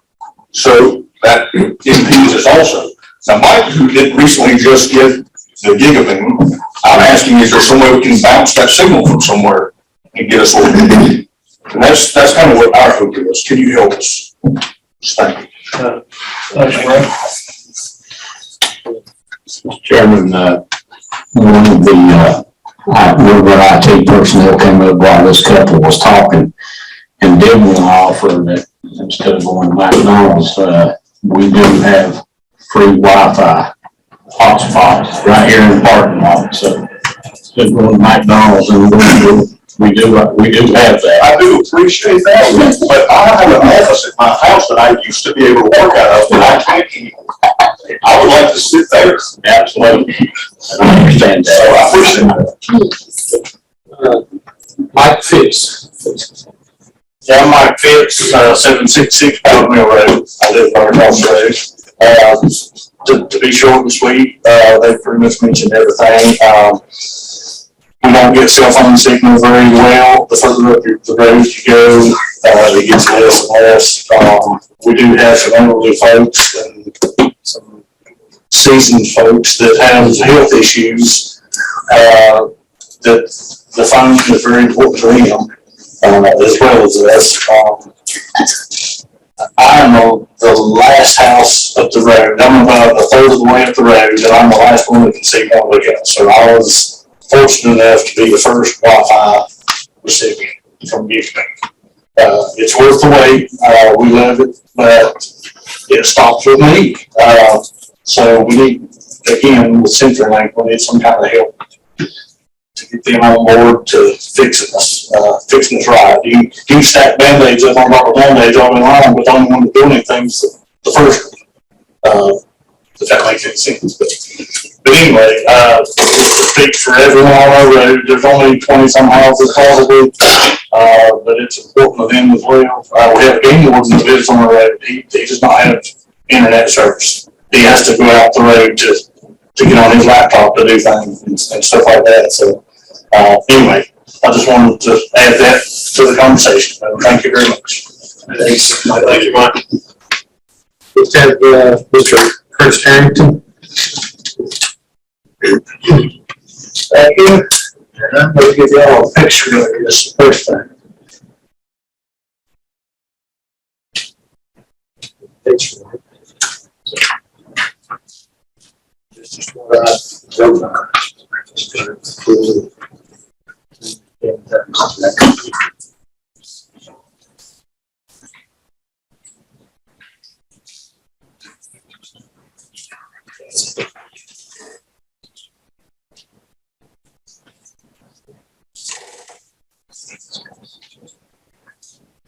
And what I'm going to do is just read a statement. There's no comments. Y'all familiar with it? And just the way I feel. My name's Curtis Harrington. I live at 184 Chesterbrook Lane, Independence. I've been a resident of this county all my life and my family, and go back to 1750. I'd like to introduce my attorney, Michael Bragg from Abington, Virginia. And I'm going to read the statement and then finish. We lived near the trash dump for many years and witnessed the changes and the comings and goings for a long time. At present, the county opens the dump for 2 days a week. This costs the county anywhere from $250,000 to $500,000 per year. This service is mainly used by local people. However, this is paid by every resident of the county. I'm talking about White Top, Troutdale, Fairview. They're all charged the same. And,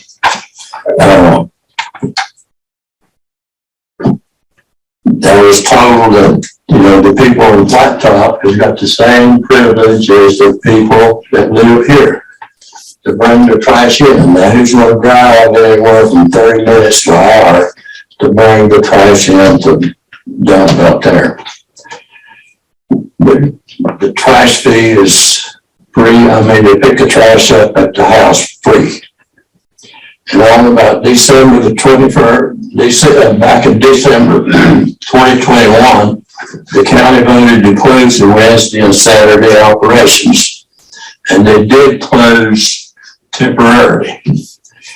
And Jonathan Looper was very pleased that it closed and his operation was a lot smoother.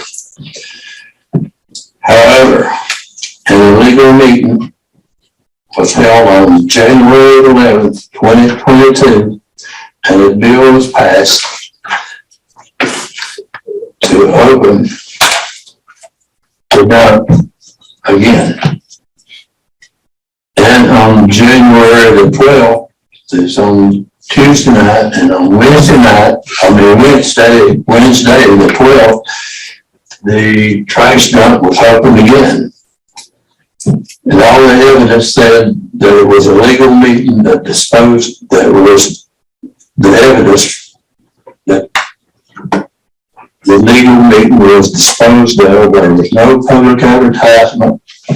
None of the surrounding property owners were notified, and the only people who attended were notified directly by telephone of some supervisors. I understand that several people attended this meeting, and I was told by the county administrator, included several supervisors. I have repeatedly requested the minutes of the meeting on January 11th, and was initially told by Mitch that they had not been transcribed. But Mitch told me that even I have the right under the Freedom of Information Act to these minutes. To date, I have not received no minutes of the illegal meeting.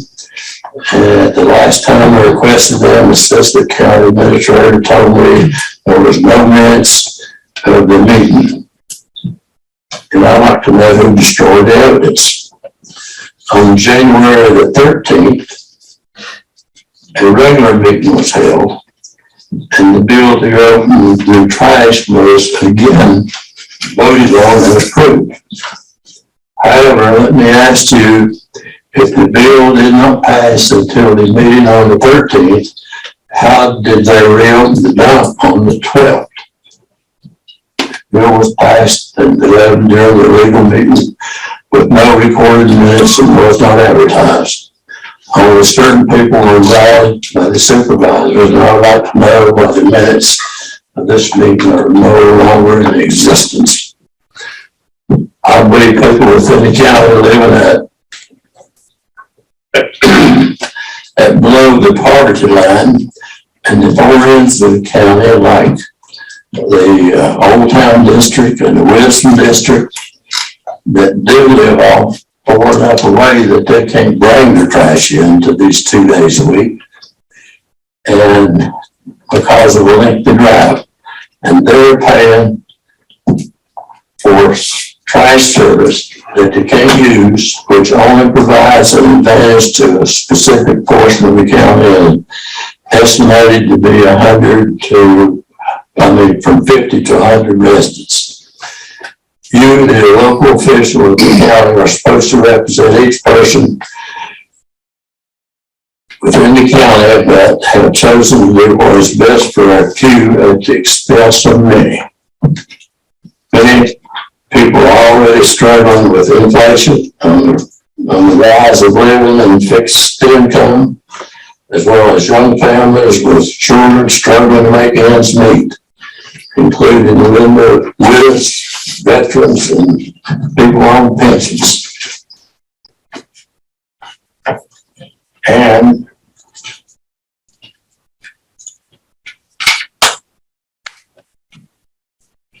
I would also like to discuss what I've personally seen throwing the dumpsters. saying, when there was a bounty on cards, I said, I've seen 5 cards laying in the dumpsters and they stink and they smell. And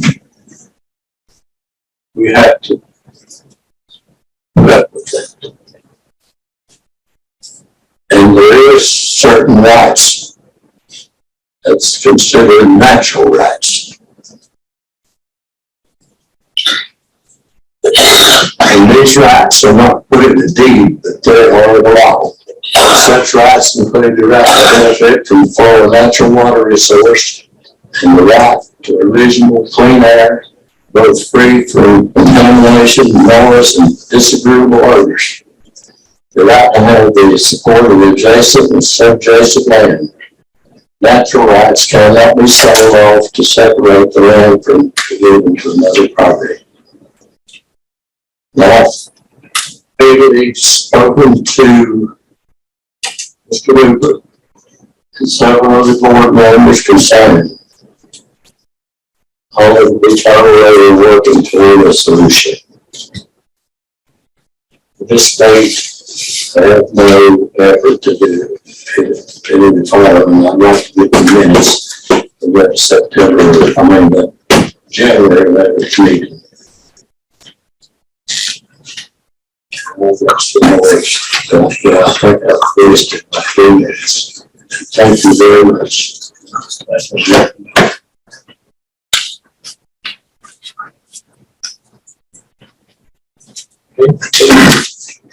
This is with, Jason always was it.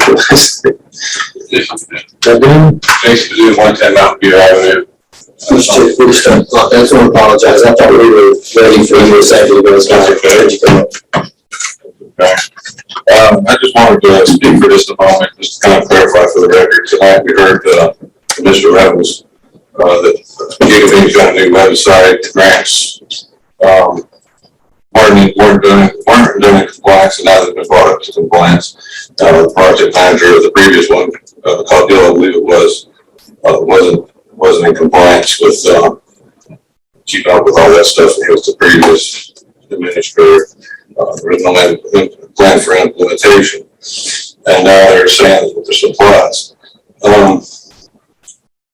Most people probably aren't aware of the bigger problem, bigger issue. You're right, this isn't an issue of just Grayson County, this is all over. It seems to be more of a scam than anything. Because you can go to August 11th today, Meta, Facebook is announcing, partnering with Gigabeam, soliciting more business, agreeing more business that hasn't even completed our project yet, which is almost a year behind. So why are they, if they don't have the supplies to complete our project, why are they getting all these other ones? There's a lot of these projects going on all over the place. There's a lot of challenges to this law that made these projects possible that are being attempted. So if that law goes away and they're not paying the landowners for the right of ways for this fiber that AFCO put in, I mean, there's potential that AFCO might have to pay the landowners for all these extra things. You don't know. It's not been determined yet. So as far as Gigabeam is concerned, I don't see it happening here. We're on the verge of a technology thing. I mean, Starlink can get you faster than Gigabeam right now for cheaper. It's going to be pretty reliable. Testing it out. As far as I thought, you know, I've been in the communication industry for a long time, and I thought when I first moved up here about 15 years ago, I thought with the CenturyLink issue, and they're not going to fix anything. You know why? The SEC isn't enforcing it. So you can go online and see all the complaints and all the stuff, but if the SEC isn't going to enforce the issue, you know, it's like that. There's a lot of things. But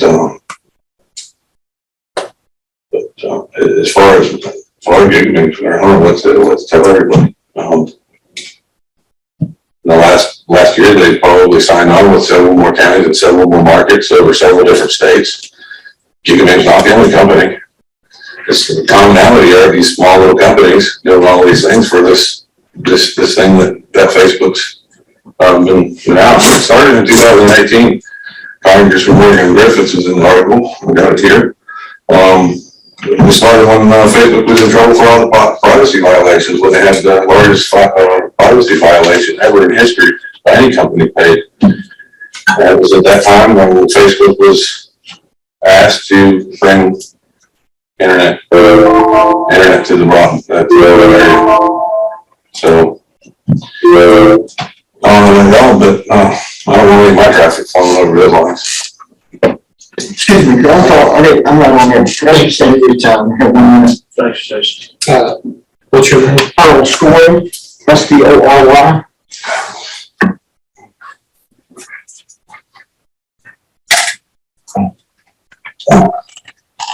My name is Harold Story, and I live at 916 Powder Mill Road, Elk Creek, Virginia. Neighbor to Mike Pitts, and he's the last one on the line, he said. But I want to bring up that when we were all out last week, my phone was out Monday, Tuesday, Wednesday, Thursday, and Friday.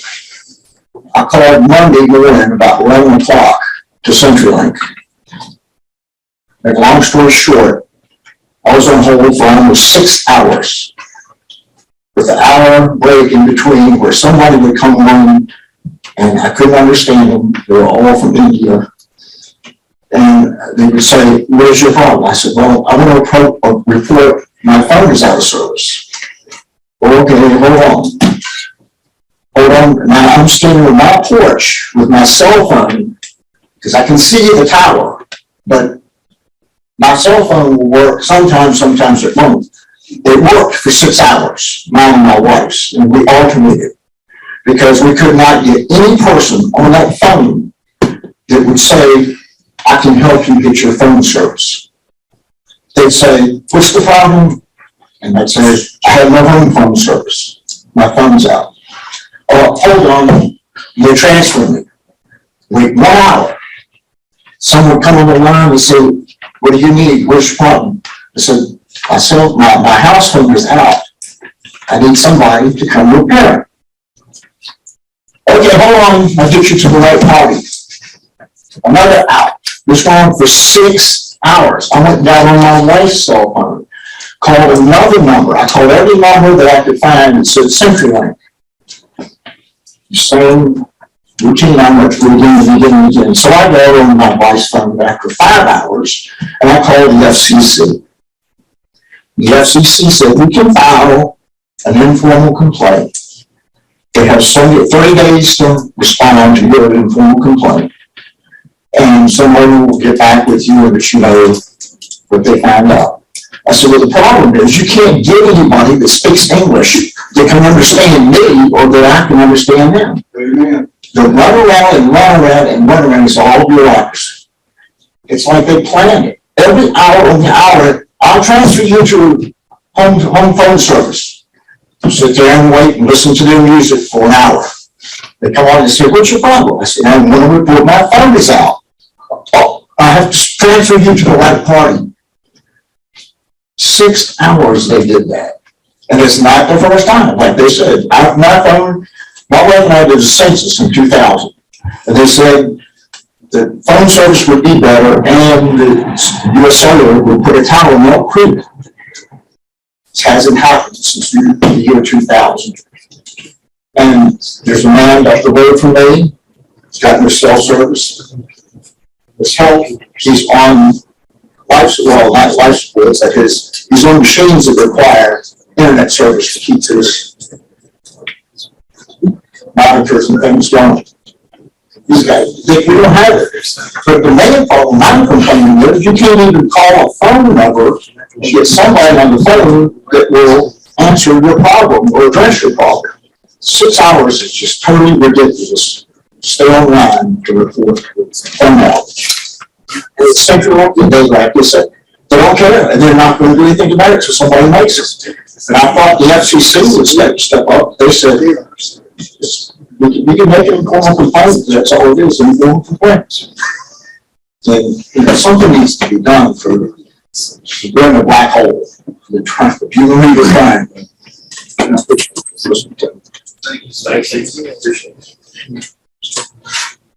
Okay, that's all the registered speakers I have on the list. I do have one letter. And this is from James Sexton, Commerce Rock Road, Grayson County. And this is concerning my name is James Sexton. I live on Commerce Rock Road. I have been a resident of Grayson County since 1970. Since 1997, I have worked for an international corporation based out of Charlotte, North Carolina. I have been fortunate to work from my home office in Grayson County since 2000. For the past 22 years, I have struggled firstly with dial-up internet, Hughes residential, and then Hughes business internet.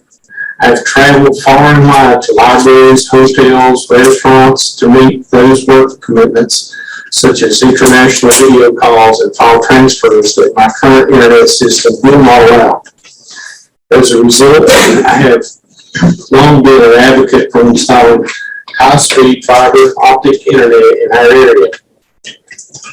I was very excited in 2019 when I heard that those without access to high-speed internet in Grayson County would be receiving it soon due to a grant. Then in the spring of 2020, when APCO announced the broadband pilot and that Gigabeam would be installing high-speed internet throughout the county, I was told by the county in December 2020 that APCO had finally started running fiber. You can imagine how disappointed I am almost 3 years later that I'm still waiting for a connection. All my neighbors have it except me and my parents, who live beside me.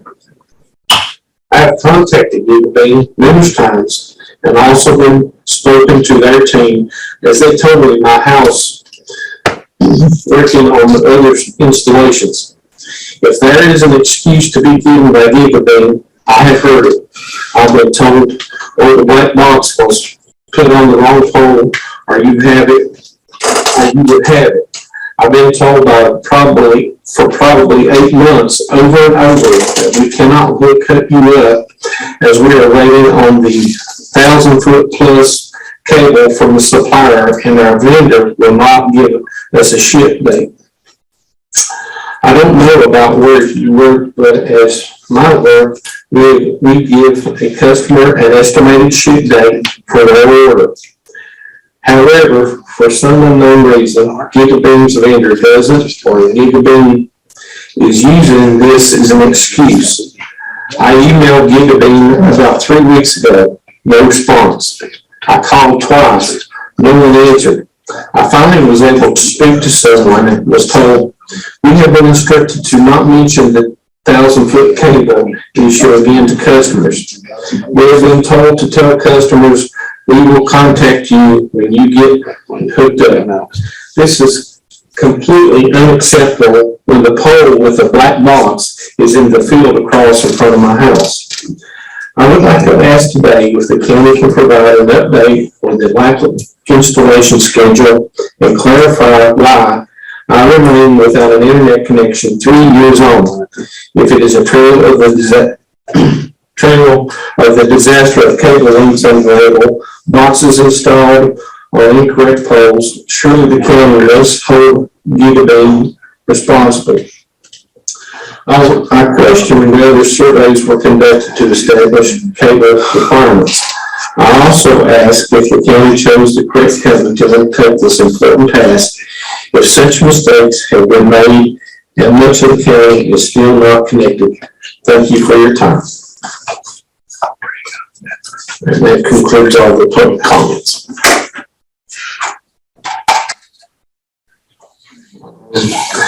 The board has requested supervisor's time. At this point, has for motion for adjournment. So, all things signify by saying aye. Also,